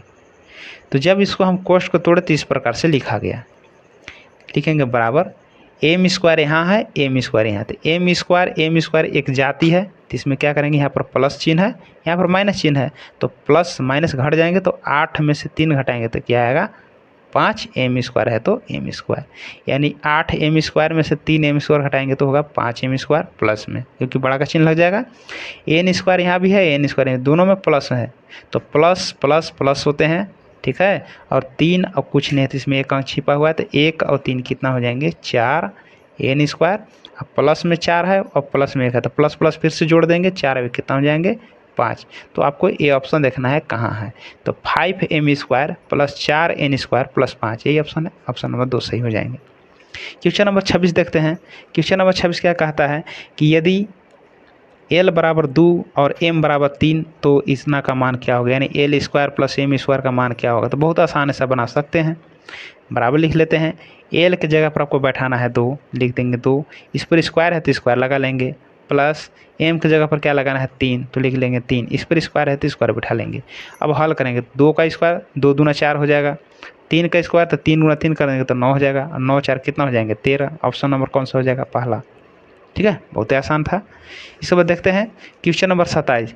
कहता है कि यदि 3 लगातार पूर्णांकों का योग 51 है तो पूर्णांक होंगे। यानी कहने का मतलब कि तीनों को जोड़ने पर जो 51 होगा वही आंसर होगा। लगातार का मतलब होता है जैसे 1 2 3, तो 3 लगातार पूर्णांक हुआ, लेकिन तीनों जोड़ने के बाद कितना चाहिए आना चाहिए? 51 आना चाहिए। तो जोड़ के देखते हैं, 8 7 15, 15 6 21 के 1 हासिल 5, 8 7 15, 15 6 21, 21 के 1 हासिल 2 हो जाएंगे, ठीक ना, 2 1 3 4 1 5। तो ऑप्शन नंबर यही सही होगा। चाहे तो इसको दूसरों नियम से बना सकते हैं, ठीक है। तो आपको 3 लगातार पूर्णांक मानने के लिए क्या होता है? ऐसे माना जाता है, लिखेंगे कि माना कि 3 लगातार पूर्णांक ऐसे माना जाता है x प्लस 1 तथा x प्लस 2 है। जब भी आपको 3 लगातार पूर्णांक मानना होगा तो इसी प्रकार से मानना होगा। ऐसे तो आंसर आपको बता दिए हैं, इसको जोड़िएगा तब पर भी 51 नहीं आएगा, इसको जोड़िएगा तब पर भी 51 आएगा, तो ऑप्शन नंबर तो पहला सही हो गया। ऐसे भी आप बना सकते हैं जैसे बता रहे हैं। तो कहता है कि 3 लगातार पूर्णांकों का योग कितना है? 51 है, तो तीनों को हम जोड़ेंगे, x फिर जोड़ेंगे x प्लस 1 फिर जोड़ेंगे x प्लस 2, और जोड़ने पर कितना चाहिए? 51। हल करेंगे 1 2 3, लिखेंगे 3x, 1 और 2 कितना हो जाएगा? 3 बराबर 51 हो जाएंगे। तो 3x बराबर 51 प्लस 3 लेने हो जाएंगे -3, 3x बराबर तो कितना हो जाएगा? 48 हो जाएंगे, ठीक है। अब क्या हो जाएगा कि x बराबर 48, ये 3 गुना में आ जाएंगे भाग में, तो 3 से हो जाएगा 16 बार, यानी x का मान कितना आया? 16 आया, 16 आया, ठीक ना। अब क्या करना है? इस पर बैठा देना है, तो x बराबर कितना हो जाएंगे? 16 हो जाएंगे, तो ये वाला 16 आंसर हो जाएंगे। अब x प्लस 1 का मान बैठाइए, तो x के जगह 16 बैठाइए और 1 जोड़ लीजिए, तो 16 ये कितना हो जाएगा, 17 हो जाएंगे, ये वाला आंसर आ जाएंगे। अब इसके बाद 16 x की जगह पर यहाँ पर 16 बैठे, 16 अब प्लस 2, तो 16 2 कितना हुआ 18, यही आंसर आया ना। तो इस प्रकार से भी बना सकते हैं, ठीक है। यदि ऐसे समझ में आ गया तो ठीक है ना, तो ऐसे बनाइए। क्वेश्चन नंबर देखते हैं 28। देखिए क्वेश्चन नंबर 28, देखिए आपका समीकरण है, ठीक है। देखिए कहता है कि यदि x माइनस 3/2 बराबर 7/6 तो x का मान क्या होगा। तो इसको हल कैसे करना है, देखिए करना क्या आपको है कि इसको देखिए x का मान निकालना, तो x के छोड़ करके आप -3/2 को दाहिना साइड हटा दीजिए, ठीक है, हस्तांतरण कर दीजिए। तो कैसे करेंगे हम, x बराबर तो 7/6, इसको हटाना है ना, -3/2 को हटा रहे हैं, ठीक है। तो दाहिना तरफ ले जाएंगे तो माइनस से क्या हो जाएगा, इधर प्लस हो जाएंगे, माइनस को उल्टेंगे उल्टा करेंगे तो प्लस होगा, गुना को उल्टा करेंगे तो भाग होगा। तो माइनस में है, इधर चिन्ह प्लस हो जाएगा और लिखेंगे 3/2। अब इसको आप हल कर लीजिए। 6 और 2 का लघुत्तम जो है आपको 6 होगा, 6 में 6 भाग लगाएंगे 1, 1 गुना 7 करेंगे तो 7, जोड़ 2 से भाग लगाएंगे 6 में तो 3 बच जाएगा, 2 तिया 6 3 बार, और 3 गुना 3 करेंगे तो 9, यानी जोड़ेंगे तो 9 7 16, 16/6 काटिए, 2 तिहाई 6 और 2/16, यानी x का वैल्यू 8/3 आ जाएंगे। तो 8/3 देखिए कहाँ पर है, तो ऑप्शन नंबर पहला है, ये आपका सही हो जाएंगे, ठीक है। आगे देखते हैं क्वेश्चन, आगे क्वेश्चन क्या है, अंगनी से देखिए कहता है कि एक प्रेशर कुकर का अंकित मूल्य 450 रुपया और 360 रुपया में उपलब्ध है, तो बट्टे की राशि क्या होगी। कहने का मतलब कि देखिए आप बाज़ार में जब जाइएगा प्रेशर कुकर लेने, तो आपको दाम बताए कितना, 450 रुपया, ठीक है।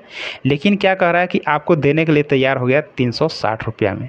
तो बताइए छूट आपको कितना दिया, वही आपको बट्टा, बट्टा को हम अंग्रेजी में डिस्काउंट बोलते हैं, ठीक है ना। तो यानी डिस्काउंट कितना आपको मिला, तो क्या करेंगे यहाँ पर लिखेंगे बट्टे, यानी कहने का मतलब कि इतना रुपया दाम रखा, आपको इतने 360 रुपये में देने को तैयार हुआ, तो कितना आपको छोड़ दिया, वही आपका छूट है, यानी वही आपका बट्टा है। तो क्या करेंगे, लिखेंगे बट्टा बराबर, देखिए 450 रुपया मूल्य रखा था, 360 रुपया में वो दे रहा है, मतलब कितना हमको छूट दे रहा है, तो 0 का 0 हो गया और 15 में से 6 गया तो 9, ठीक है, यानी 90 रुपया हमको क्या आया, छूट दिया, ये आपका बट्टा है। 90 देख लीजिए, ऑप्शन नंबर 1 सही हो जाएगा। यहाँ पर देखिए क्वेश्चन नंबर 30 देखेंगे। क्वेश्चन नंबर 30 क्या कहता है कि 512 किसका घन है, यानी आपको 3 बार गुना करना है। घन बताए थे ना कि 3 जोड़ा लगता है तो घनमूल निकल जाता है, यानी 3 जोड़ा में से 1 निकाल देंगे तो घनमूल होता है। तो आपको बताना है कि किसका 3 बार गुना करेंगे, कौन सा अंक का 3 बार गुना करेंगे कि यह 512 आ जाएगा।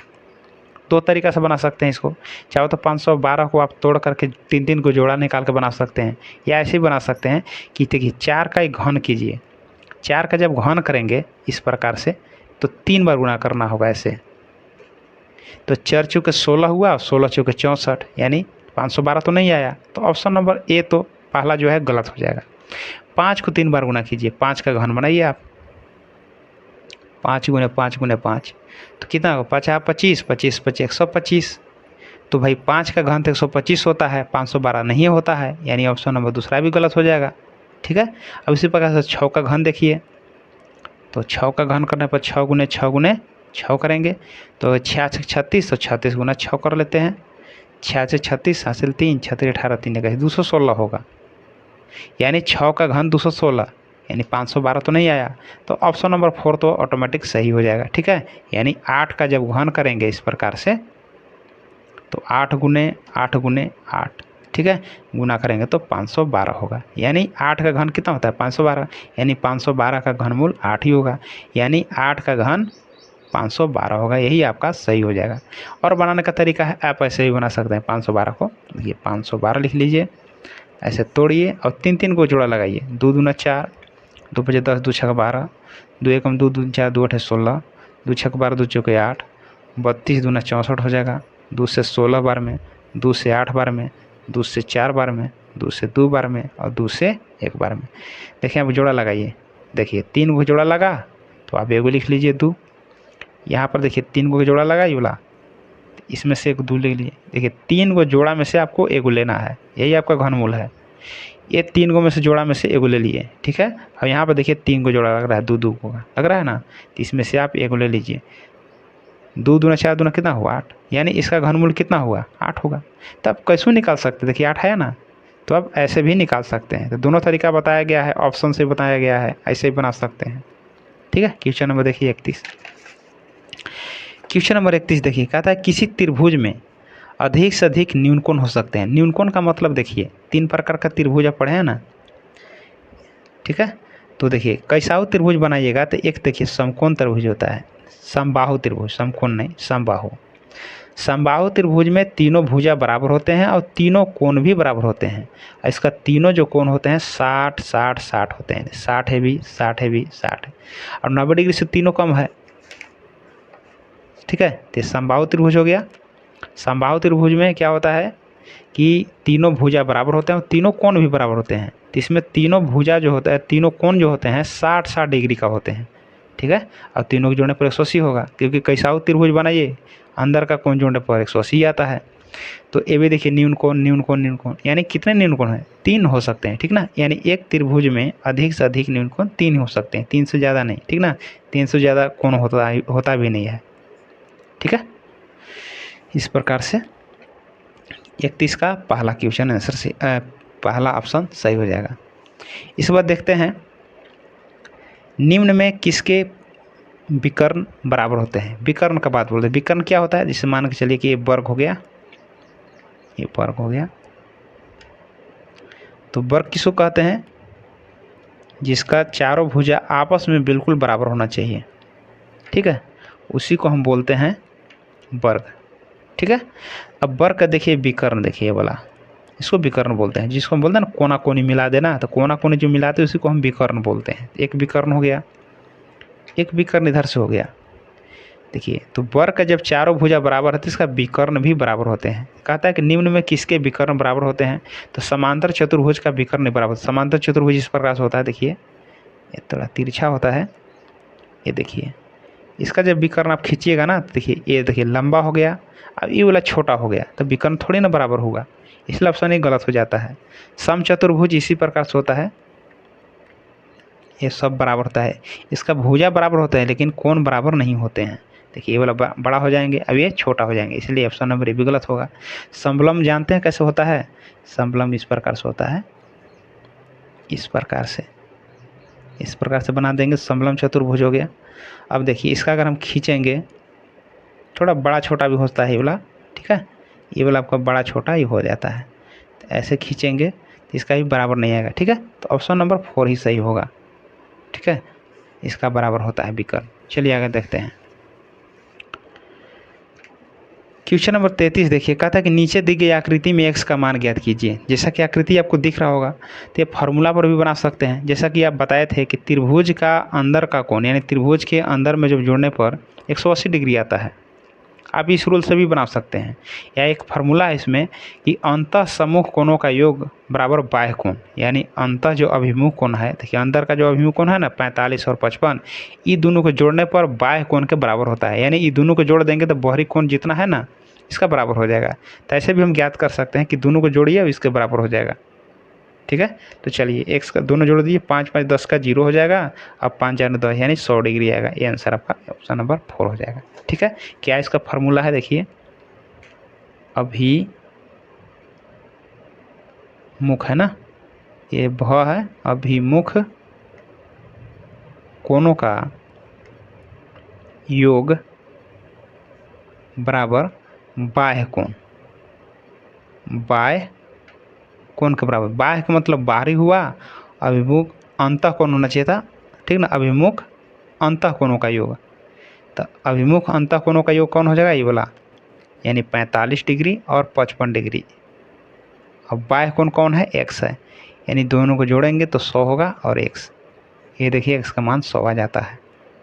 ठीक है ना, और बहुत सारा रूल है बनाने का। देखिए ये दोनों का क्या होगा, त्रिभुज के देखिए एक यहाँ पर देखिए कोण बन जाएगा 1 2 3, तीनों कोणों को जोड़ने पर कितना आता है, 180 आता है। तो ये दोनों को जोड़ने पर 100 आ गया। अगर हम तीनों को जोड़ने पर जब 180 आता है तो जोड़ने पर 100 आ गया, तो मतलब ये वाला 80 होगा, तभी तो जोड़ने पर तीनों को जोड़ने पर 180 आएगा। देखिए तीनों अंतः कोणों को जोड़ने पर 180 आता है, ये दोनों को जोड़ने पर 100 आ गया, तो तीसरा कोण कितना होगा, 80 होगा, तब ना 180 होगा। ठीक है, अब जानते हैं कि सीधा लाइन पर 180 डिग्री कोण बनता है, इसी को हम बोलते हैं रैखिक युग्म। ठीक है, तो ये दोनों जोड़ने पर भी कितना आना चाहिए, 180 आना चाहिए। तो जब ये 80 है तो कितना आएगा, 100 आएगा। तब ऐसे भी बना सकते हैं। चलिए देखते हैं अगला क्वेश्चन।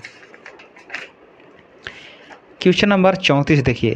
क्वेश्चन नंबर 34 देखिए, बहुत आसानी से बता दे रहे हैं। ठीक है, आयलर का सही सूत्र देखिए क्या होता है।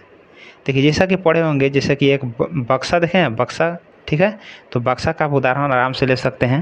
देखिए क्या होता है बक्सा में, कि इसमें गिनिए आप, तो फेस मतलब क्या होता है, चेहरा। ठीक है, तो इसको हम फलक बोलते हैं। जैसे कि देखने में लगेगा कि जो साइड है ना, जो फलक है उसको आप गिनिए। ठीक है, आप किसका उदाहरण ले सकते हैं, तब बॉक्स के ले सकते हैं या डिब्बा के ले सकते हैं। ठीक है, तो यहाँ पर तो नहीं है, देखते हैं। चलिए ये वाला जैसा कि दिख रहा होगा, ठीक है, कि ये घनाभ का आकार का है। ठीक है, घनाभ का आकार का है, घन नहीं है। घन में चारों तरफ से बराबर होता है, लेकिन ये घनाभ है। जैसा कि बता रहे हैं आपको, देखिए इसको हम बोलते हैं, जैसा कि यहाँ पे दिखा हुआ है एफ। एफ को आपको मान लेना है फलक। एफ क्या हो गया, फलक है, फलक। ठीक है, तो ये वाला जो आपको दिख रहा है आयताकार जो भाग दिख रहा है ऊपर, जो प्लेन भाग, यही फलक है। फलक, ये फलक भाग है। देखेंगे फलक कितना है इसमें, देखिए एक भाग हो गया। ठीक है, देखिए 1 2 3 अब 1 4। ठीक है, 4 इधर से दिखा, 1 2 3 अब 1 4। ठीक है, 4 गिन लीजिए, 1 हुआ, 2 3 4, फलक हो गया। इधर से गिनिए, 1, ये साइड तो होगा ना 1, अब ये साइड 1, तो टोटल फलक कितना हुआ, 6 हुआ। ठीक है, ध्यान समझिएगा। तो बक्सा में देखिएगा, अपना जो घर में बक्सा होता है उसमें फलक 6 ही होता है। घन में और घनाभ में फलक 6 ही होता है। ठीक है, घन हो या घनाभ, फलक पूछेगा तो 6 ही करना है। इसे बताता है भी को वर्टिक्स बोलते हैं। ठीक है, और इसको हम हिंदी में बोलते हैं शीर्ष। इसको हम भी को क्या बोलेंगे, शीर्ष बोलेंगे। शीर्ष माने होता है कोना, जैसे कि हम लोग ठेठ हाथी में बोलते हैं कोना। ठीक ना, तो इसमें कोना गिनेंगे, जो कोना कितना है। ठीक है, तो कोना गिनने पर कितना आएगा, देखिए बढ़िया से कोना गिनिए आप। यहाँ पर कोना है 1 2 3 4, होगा ना 4, 1 2 3 4। ठीक है, इधर से आ जाइए, 5 6 7 8, कोना कितना हुआ, 8। ठीक ना, तो इसमें कोना के संख्या कितना आएंगे, 8 ही होंगे। जैसे कि 1 2 3 4। ठीक है, 4 ऊपर और 4 नीचे। ठीक है, तो 8 हो जाएंगे। यानी शीर्ष कितने होते हैं, 8।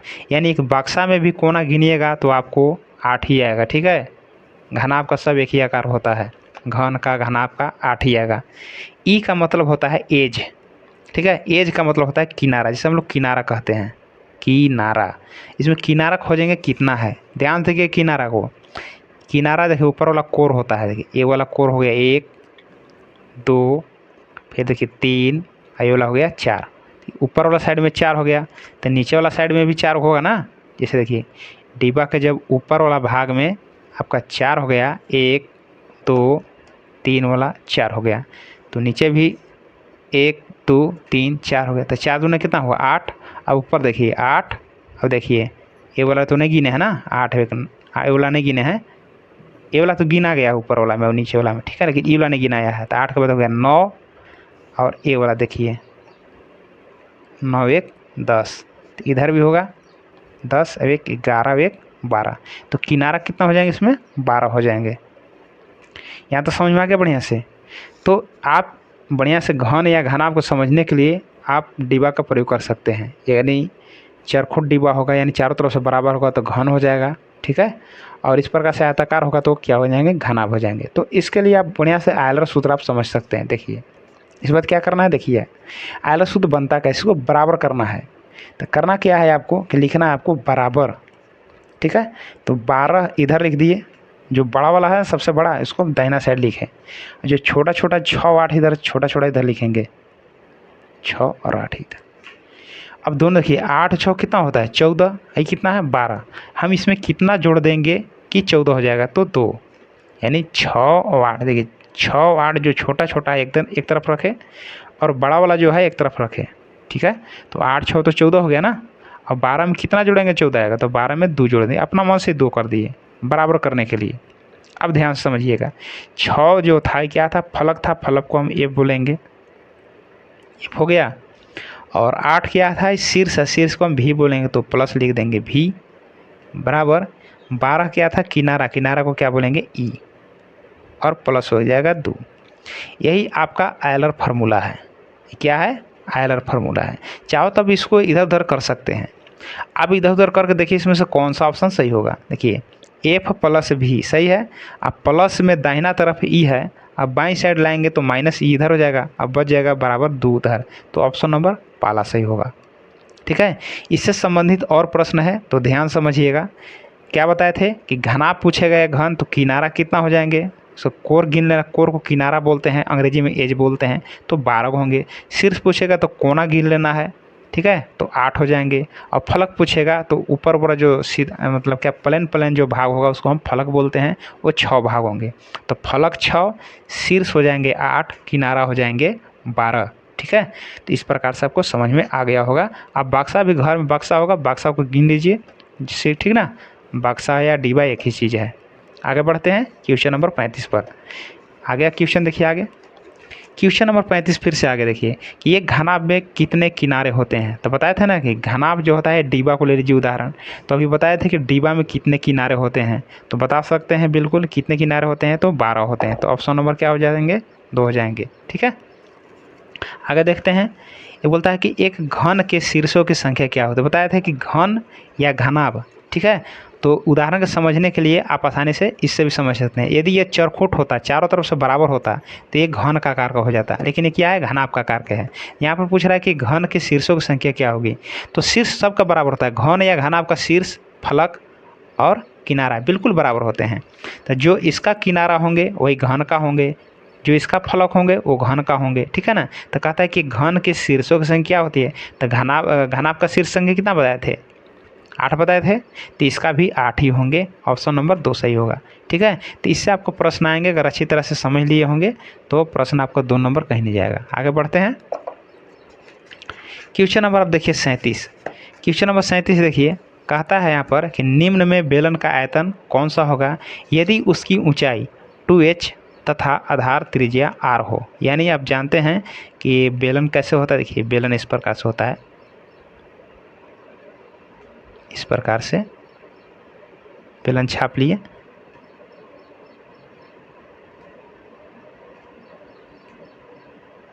ठीक है, इस प्रकार से आप बना सकते हैं। ये बेलन के आकार का है। ठीक है, अब इसको करना क्या है, कहता है कि ऊंचाई, यानी ये वाला जो यहाँ से यहाँ तक है ये 2h आपका ऊंचाई हो गया। ऊंचाई लंबाई एक ही है, ऊंचाई भी कर सकते हैं लंबाई भी कर सकते हैं, ऊंचाई हो गया। कहता है कि त्रिज्या, देखिए ये जो मुंह होता है गोला होता है, कोई भी देखिएगा पाइप वाइप का देखिएगा तो पाइप का मुंह क्या होता है, गोला होता है। ठीक है, और यहाँ देखिए बीच में मान लीजिए केंद्र है, केंद्र बिंदु है, तो कोई एक साइड अगर आप सटा दीजिएगा ये गोला वाला साइड में, तो क्या बन जाता है, त्रिज्या बन जाता है। ये वाला आपका त्रिज्या बन गया। तो त्रिज्या क्या दिया हुआ है, इसमें r दिया हुआ है। ठीक है ना, अब बोलता है कि इसका आयतन क्या होता है। देखिए बेलन का जो आयतन होता है ये होता है पाई r स्क्वायर h, बस इसको अब बैठा देना है। पाई को पाई रख देना है, r के जगह पर r ही है तो r ही स्क्वायर हो जाएगा, r की जगह पर r है ना, स्क्वायर तो स्क्वायर बैठा दिया। h की जगह पर देखिए क्या है, 2h। ठीक है ना, यानी r बराबर r है और h बराबर 2h है, यानी r की जगह पर r ही बिठा देना और h की जगह पर 2h बिठा देना है। तो h की जगह पर हम गुना में 2h बिठा देंगे। इसको हल कर दीजिए, पाई हो गया, r स्क्वायर हो गया और 2h के 2h, यानी गुना नहीं किया ना, तो 2 देखिए गुना करेंगे तो पहले 2 आ जाएगा और h को h लिखिए। ये ऑप्शन को देखिए आप, 2 हो गया तो 2 लिख दिए, पाई हो गया r स्क्वायर h के h, तो 2 पाई r स्क्वायर h कौन होगा, तो 2 पाई r square h, option number 3 हो जाएगा। ठीक है, आगे देखते हैं क्वेश्चन नंबर 38। क्वेश्चन नंबर 38 देखिए क्वेश्चन नंबर 38 क्या कहता है, किसी सड़क को समतल करने के लिए एक रोड रोलर को सड़क के ऊपर एक बार घूमने के लिए 750 पूर्ण चक्कर लगाने पड़ते हैं। यदि रोड रोलर का व्यास 84 सेंटीमीटर और लंबाई 1 मीटर है तो सड़क का क्षेत्रफल ज्ञात कीजिए। ये प्रश्न कैसे ज्ञात करेंगे, यहाँ पर ऑप्शन दिया है, पहला ऑप्शन है 1320 मीटर स्क्वायर, दूसरा है 1920 मीटर स्क्वायर, तीसरा है 1584 मीटर स्क्वायर, चौथा है 1848 मीटर स्क्वायर। तो प्रश्न तो समझ में आ रहा है कि ये मीटर स्क्वायर में चाहिए। तो यहाँ पर देखिए सेंटीमीटर है, तो इसको भी आपको मीटर में बदलना ही होगा, क्योंकि जब मैथ का क्वेश्चन को जब सोल्व करते हैं तो एक जैसा, जैसे मीटर है यहाँ पर सेंटीमीटर है, ठीक है। तो आंसर यदि मीटर में है तो दोनों को मीटर में आपको रखना होगा। तो क्वेश्चन को बढ़िया समझ लीजिए। एक रोड रोलर को सड़क के ऊपर एक बार घूमने के लिए 750 पूर्ण चक्कर लगाने पड़ते हैं। जैसे मान लो सड़क है यहाँ से लेकर यहाँ तक, यहाँ से यहाँ तक आपका सड़क है, तो यहाँ से यहाँ तक जो रोलर चल रहा है, ठीक है, पूरे सड़क पर, इसको यहाँ से यहाँ तक आने में मान के चलिए कि 750 बार उसको घूमना पड़ रहा है गोल गोल, ठीक है। उसका जो आगे वाला जो चक्का होता है गोलना, तो वही आपको 750 बार इसको पूर्ण चक्कर लगाएगा, तब जाकर के यहाँ से यहाँ तक मान के चलिए रोड कंप्लीट होगा, ठीक है। तो आपको यही निकालना है। लेकिन यहाँ पर क्या दिया है कि एक बार घूमने के लिए 750 पूर्ण चक्कर लगाने पड़ते हैं, यानी 750 बार घूमना पड़ता है। तो एक चक्कर को हम पहले निकालेंगे, ठीक है। तो रोलर का जो चक्का होता है, एक बार जो चक्कर लगाएगा, ठीक है, यानी उसका जो चक्का है उसको दिया गया है कि एक बार में कितना होगा, ठीक है। तो 750 से गुना कर देंगे तो कुल निकल जाएगा। तो पहले हम एक चक्कर का निकालेंगे, ठीक है। तो 750 चक्कर को हम निकाल लेंगे पूरा करने पर, ठीक है। तो देखिए यहाँ पर मान के चलिए कि रोलर, देखिए इस प्रकार से छाप दे रहे हैं, मान के चलिए ये रोलर है, मान लीजिए ये रोलर का जो चक्का है इस प्रकार समझिए,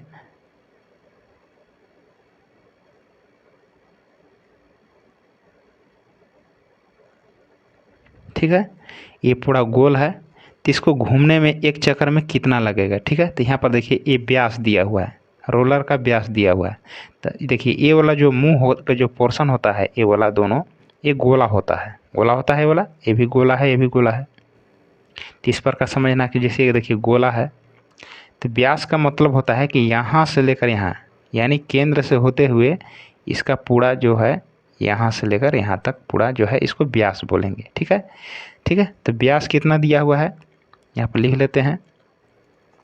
तो व्यास कितना है 84 सेंटीमीटर, लेकिन आंसर का है मीटर में है। तो इसको हम क्या करेंगे, पहले 100 से भाग लगाते हैं। पहले हम इसको त्रिज्या निकाल देंगे। तो त्रिज्या बराबर क्या होता है, व्यास बटे 2। तो 84 में जब 2 से भाग लगाएंगे तो ये त्रिज्या निकल जाएगा। तो 2 चौके 8 और 2 दूनी 4, यानी कितना आया 42 सेंटीमीटर। जब सेंटीमीटर को मीटर में बदलना होगा तो हमको क्या करना होगा, हमको 100 से भाग लगाना होगा। यानी जब हम 100 से भाग लगा देंगे ना, तो 0.42 मीटर हो गया। तो त्रिज्या हमें निकल गया 0.42। देखिए ये पूरा को बोलते हैं व्यास, यानी जो केंद्र से होते हुए इधर से परिधि में टच करके इधर परिधि में टच किया, तो इसको पूरा को हम व्यास बोलेंगे। यानी पूरा ये 84 cm था, लेकिन यहाँ पर त्रिज्या क्या है 0.42 है। तो त्रिज्या का मतलब होता है केंद्र से किधर एक परिधि में जाकर सट जाना। तो ये मान के चलिए पूरा गोला है, इधर भी गोला है, दोनों एक ही रहेगा, ठीक है ना। तो मान के चलिए केंद्र हो गया, केंद्र से एकदम सटा दीजिए, ठीक है, ये आपका त्रिज्या हो गया। यानी r बराबर यहाँ पर आया 0.42 मीटर। और यहाँ पर देखिए लंबाई कितना है 1 मीटर है। तो यहाँ से लेकर यहाँ तक दोनों एक ही रहता है। ए वाला जो लंबाई होगा वही वाला लंबाई ए वाला होगा, जो ए वाला जो गोला होगा वही सेम टू सेम ए वाला गोला होगा, ठीक है ना। तो लंबाई कितना दिया है 1 मीटर, ये भी 1 मीटर लिख सकते हैं, दोनों का लंबाई सेम होता है। तो यहाँ पर देखिए आपका त्रिज्या निकल गया और यहाँ पर देखिए लंबाई निकल गया।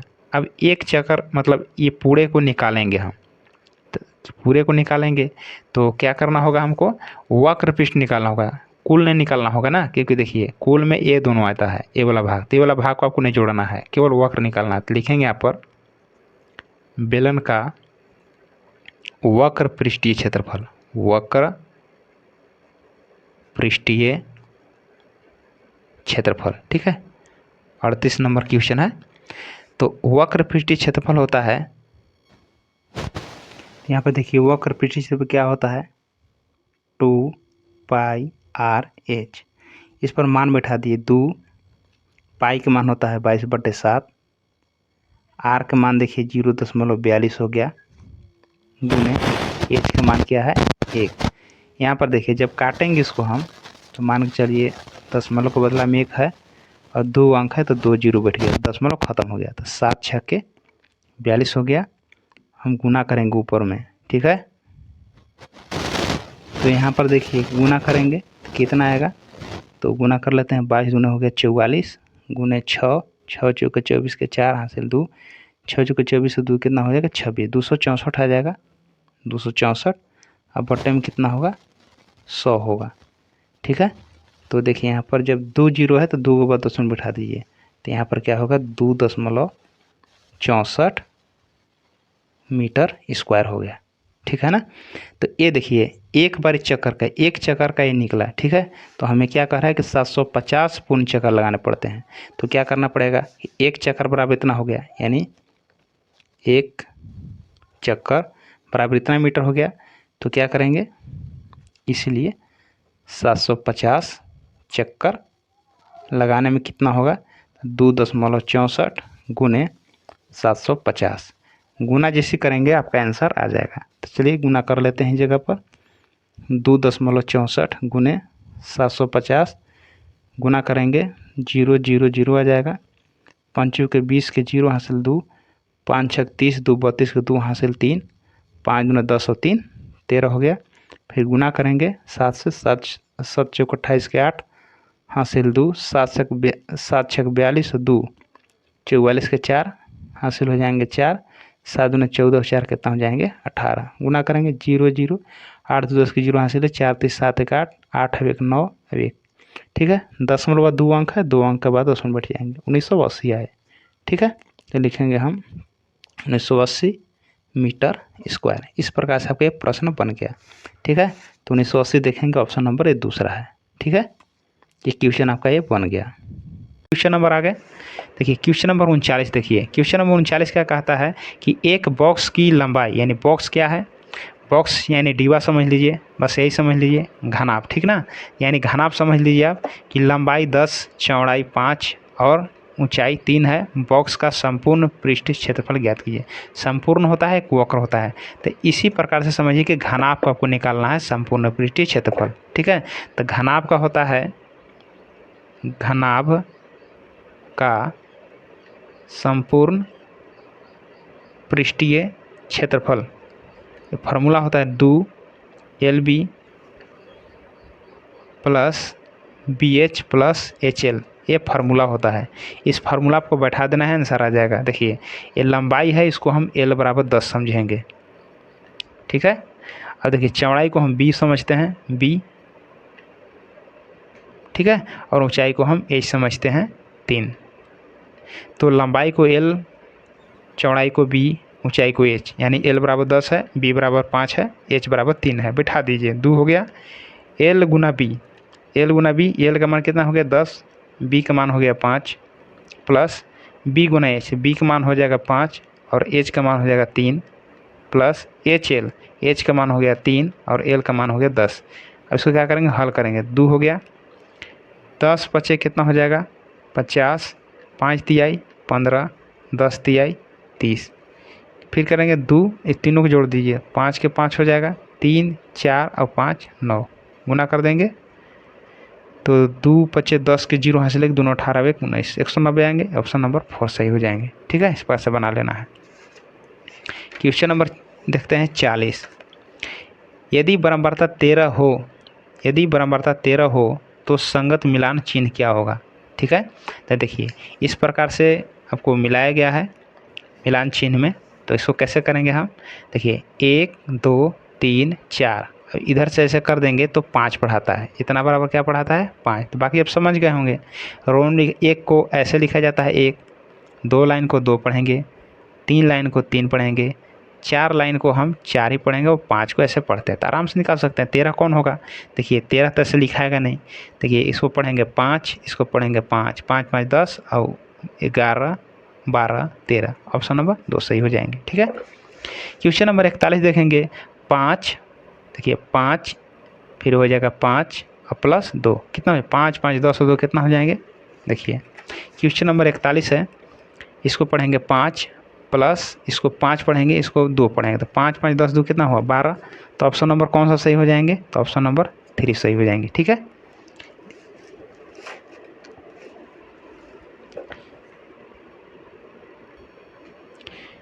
क्वेश्चन नंबर देखिए 42, कहता है यहाँ पर कि आंकड़े 8, 6, 10, 12, 1, 3, 4, 4 का परिसर क्या है। तो परिसर बराबर फार्मूला होता है,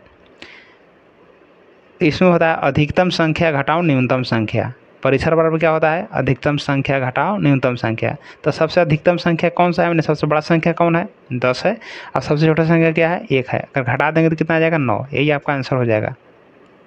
10 में से 1 नहीं, सबसे बड़ा अंक देखिए इसमें 12 है, तो देखिए 12 होगा, और सबसे छोटा अंक है, तो 12 में से घटेगा तो कितना हो जाएगा, 11 हो जाएगा। ठीक है ना, यानी को परिसर बराबर याद कर लेना है, अधिकतम संख्या घटाओ न्यूनतम संख्या। तो सबसे बड़ी संख्या जो होगा उसमें सबसे छोटी संख्या को घटा देना है। तो अधिकतम संख्या हुआ 12 और सबसे न्यूनतम संख्या हो 1, तो आपको घटा देना है, आंसर आ जाएगा। ठीक है, ऑप्शन नंबर 4 सही होगा। तो बहुत आसानी से समझ गए होंगे इसको। ठीक है, देखते हैं क्वेश्चन नंबर 43। क्वेश्चन नंबर 43 देखेंगे, कहता है कि वर्ग अंतराल 25 और 20 से 25 की माप है। यानी देखिए ये 20 है और ये 25 है, इसका माप कैसे निकलता है, तो माप होता है जो दोनों का अंतर को हम माप बोलते हैं। ठीक है, तो दोनों का अंतर देखिए, तो दोनों का अंतर कितना होगा, 20 और 25 का अंतर क्या होगा, दोनों में से घटा दीजिए, तो 25 में से 20 घटाएंगे कितना आ गया, 5 आ गया। तो ऑप्शन नंबर 4 सही होगा।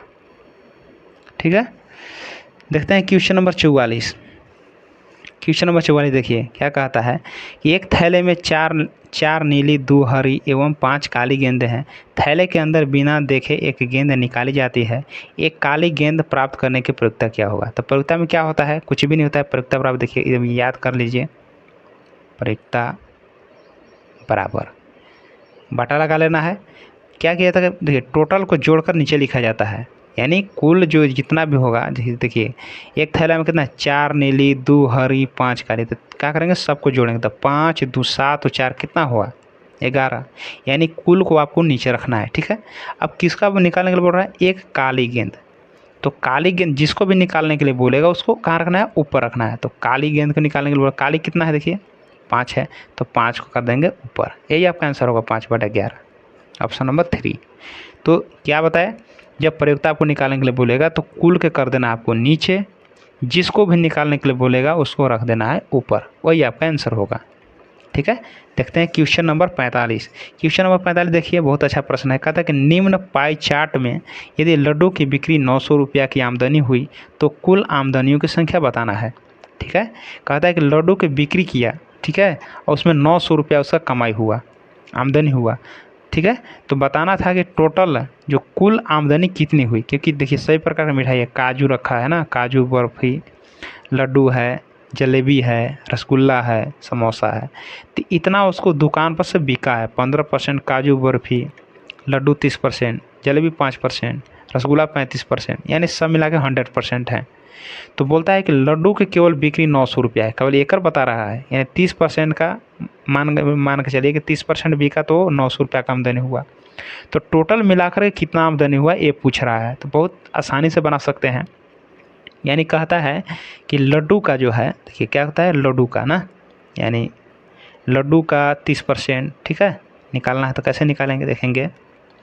तो निकाल देते हैं कि मान लेते हैं कि कुल आमदनी को x मान लेते हैं। ठीक है, x मान लीजिए, कुल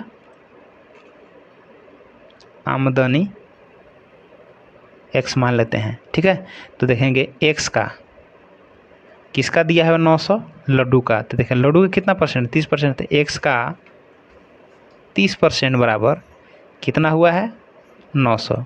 लड्डू किसका, हम देखिए हमको जानकारी केवल देखिए लड्डू का है। तो टोटल देखिए आमदनी को x मान लिए, तो x का, ठीक है ना, x का 30% बराबर 900। यदि हमको पता रहता कि कौन सा है, या ऐसे भी निकाल सकते हैं कि देखिए इस जिसको काटने पर 30% काटिए, जिसको काटने पर 900 वही आंसर आ जाएगा। ठीक है, तो हमको देखिए पता नहीं है इसलिए हम x ले लिए।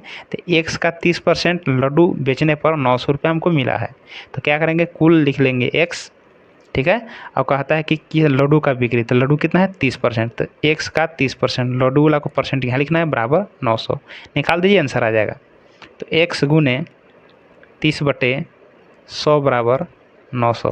तो x का मान कितना होगा, देखिए 900, ये देखिए नीचे है ना भाग में, तो ऊपर चला जाएगा गुना में, ये गुना में थे 30 था, कहाँ आ गया भाग में, 0 से 0 कैंसिल, 3 से 3 तिरे 9, 300, और 300 गुना 10 कर देंगे तो कितना आ जाएगा, 3000 आ जाएगा। यानी टोटल 3000 रुपये बिक्री आंसर हुआ इसका। हम क्या बता रहे थे कि चाहो तो वैसे निकाल सकते हैं कि देखेंगे कि 30% लड्डू है ना, तो 30% निकालिए, 30% जिसका भी 30% 900 आएगा वही आंसर होगा। तो यदि 3000 का 30% निकालिएगा ना कि 3000, देखिए 3000 गुने 30/100, जो कट गया, 3 तिरे 9, आ गया ना 900। तो आप ऐसे भी निकाल सकते हैं, इसका 30% 900 आ जाएगा, तो ये भी आंसर सही कर सकते हैं। 46 क्वेश्चन देखेंगे हम। 46 क्वेश्चन यहाँ पर देखिए, कहता है कि 150 व्यक्ति 45 दिन में एक भवन का निर्माण करते हैं, उसी भवन को 18 दिन में बनाने के लिए कितने व्यक्ति की आवश्यकता होगी। ठीक है, यहाँ पर देखिए मारा हुआ है ऑप्शन सही। ठीक है, देख लेते हैं। देखिए, जब 150 व्यक्ति 45 दिन में एक भवन का निर्माण कर रहे हैं तो एक व्यक्ति के लिए कितना लगेगा। ठीक है, तो क्या करेंगे कि एक व्यक्ति के लिए, यहाँ पर देखिए एक व्यक्ति के लिए 150 गुने 45 दिन लगेंगे, इतना दिन अब उसको लगेगा। देखिए, जब 150 व्यक्ति 45 दिन में करते तो एक व्यक्ति को काम करना पड़ जाएगा, तो इतना दिन में ये पूरा करेगा। ठीक है, अब 18 दिन में पूरा करना है। ठीक है, क्या कर रहा है, 18 दिन में पूरा करना है। ठीक है, तो समझ में आ गया होगा कि 150 व्यक्ति 45 दिन में एक भवन को निर्माण कर देते हैं, तो एक व्यक्ति को यदि काम करना पड़ेगा तो इसको गुना करना पड़ेगा ना, तो 150 गुना 45 तो इतना दिन में पूरा कर देगा, एक व्यक्ति पूरा कर देगा। यदि कहता है कि कितना व्यक्ति लगाना पड़ेगा, देखिए कह रहा है कि 18 दिन में बनाना है, कितना दिन बनाना है, 18 दिन में। 18 दिन में बनाने के लिए कितने व्यक्ति की आवश्यकता पड़ेगी। यदि 18 दिन में ही बनाना है तो कई गो व्यक्ति लगेगा। ठीक है, तो कैसे बनेगा, तो आपको 18 दिन में बनाना है तो क्या करना होगा कि 150 गुने 45, तो 18 से भाग लगाना होगा। ठीक है, तो 6 18, 3 से 6 बार में काटते हैं, 3 से 15 दिन में काटते हैं, और 6 से 6 दूनी 12, 6 5 30, यानी 25 गुने 15, 15 5 75 के 5 हासिल 7, 15 दूनी 30 और 7 37, यानी इतना व्यक्ति की आवश्यकता होगी।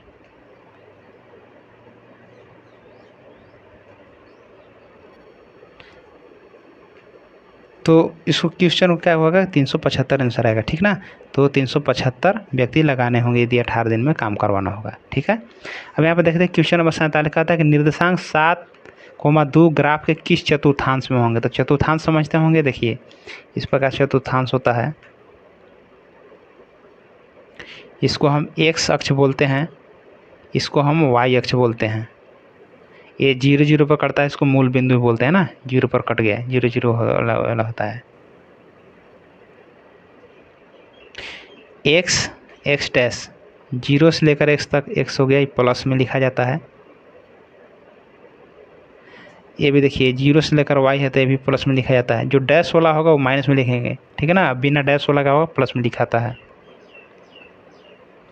चलिए 0 से लेकर x डैश है इसलिए माइनस में लिखेंगे,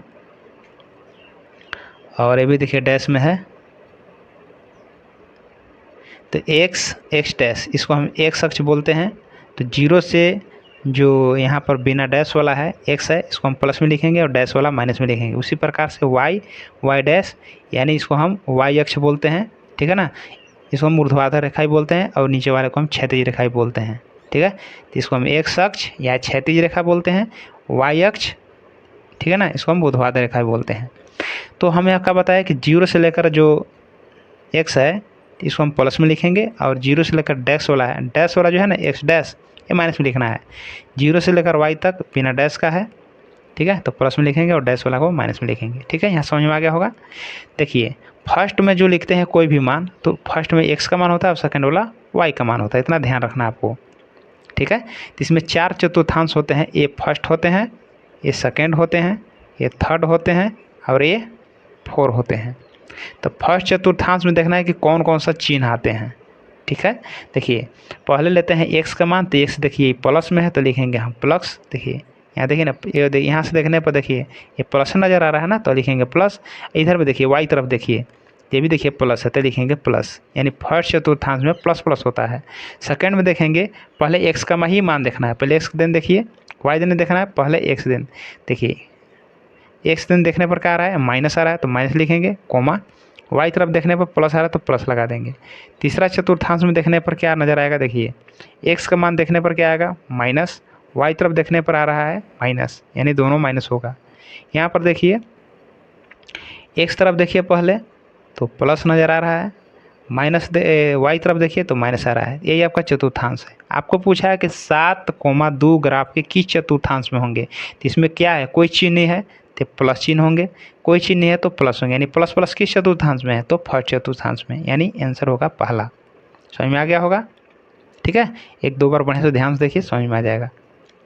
इसके बाद देखते हैं आगे, क्वेश्चन नंबर 48 कहता है कि बिंदु 4,2 का एक्स निर्देशांक भुज है। यहाँ पर दिख रहा होगा, बिंदु ए 4,2 का एक्स निर्देशांक भुज है, यानी भुज का मतलब क्या समझना है। देखिए फर्स्ट वाला बता दें, फर्स्ट वाला क्या का मान होता है, एक्स का मान। सेकंड वाला क्या का मान होता है, वाई का मान। तो एक्स बराबर क्या है, 4 है, वाई बराबर कितना है, 2 है। तो भुज का मतलब समझना है कि जो एक्स का जो मान होता है वही भुज है। तो एक्स बराबर कितना है, 4 है, तो भुज कितना होगा, 4 होगा। यानी समझने के लिए बता दे रहे हैं कि एक्स बराबर 4 हुआ और वाई बराबर कितना हुआ, 2। जो एक्स का जो मान होता है वही भुज कहलाता है। तो एक्स का मान कितना है, 4 है, तो भुज कितना होगा, 4 होगा। यदि हमसे पूछता है कि कोटि क्या है, तो इसको हम बोलते हैं भुज, ठीक है। जो एक्स का मान जो मान लिखा हुआ रहता है उसको भुज बोलते हैं, और वाई का जो मान लिखा रहता है उसको कोटि बोलते हैं, याद रख लेना आपको ना, ठीक है। यदि हम पूछते हैं कोटि इसमें से कौन है, तो वाई का मान कौन था, 2, तो एक कोटि हो जाता है। तो फर्स्ट वाला एक्स का मान होता है, सेकंड वाला वाई का मान होता है। जो एक्स का मान होता है वही भुज होगा, और जो वाई का मान होता है वही कोटि होगा, ठीक है। यहाँ तो समझ में आ गया होगा। अगला क्वेश्चन देखते हैं, बिंदु Q 5,4 का वाई निर्देशांक यानी कोटि क्या है। तो कोटि कौन होता है, वाई का मान होता है। तो एक्स का मान हो गया 4, एक्स का मान हो गया 5, यानी एक्स का मान क्या हो गया, ये 5, और वाई का मान हो गया 4। तो कोटि होता है जो वाई का मान जो होता है वही कोटि होता है। वाई का मान कितना हो गया, 4, तो वाई का मान 4, यही कोटि है, ठीक है। वाई का मान कोटि और एक्स वाला जो दिया रहेगा वो हो जाएगा भुज। 50 क्वेश्चन है, अंतिम प्रश्न है। देखिए कहता है कि एक जगह पर कौन सा अंक रख देंगे कि यहाँ पर 0 आ जाए। इसे आसानी से बना सकते हैं कि 4 में कितना जोड़ेंगे कि 0 होगा। तो 4 में हम 6 जब जोड़ेंगे ना, तो ए का मान यहाँ 6 लेते हैं। तो जब 6 यहाँ रख देंगे तो 6 और 4 10 के 0 हासिल हो जाएंगे 1, ठीक है। तो 2 1 3 और 6 4, 2 1 3 और 6 9, ठीक है। यानी 1 मान 6 होंगे। यानी यहाँ पर एक जगह पर 6 बैठाइएगा ना, तो 6 और 4 10 के 0 हासिल 1, 1 और 2 3, और यहाँ देखिए 6 उठाना ना, 6 और 3 9 और 5 3 8 के 8, ठीक है।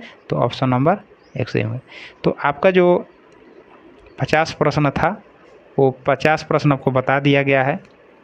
हो सकता है कि आप लोग को समझ में नहीं आएगा, लेकिन वीडियो दोबारा देखने पर समझ में आ जाएगा। तो आप धीरे धीरे देखिएगा, आगे पीछे करके वीडियो देखिएगा, नहीं समझ में आएगा तो आशा करते हैं कि आपको वीडियो अच्छी लगी होगी, ठीक है। अगर अच्छा लगता है तो आप लाइक कर दीजिए, और पहली बार चैनल पर अगर आप जुड़े हैं तो सब्सक्राइब कर लीजिए, क्योंकि इसी प्रकार से आपको वीडियो मिलते रहेगा। धन्यवाद।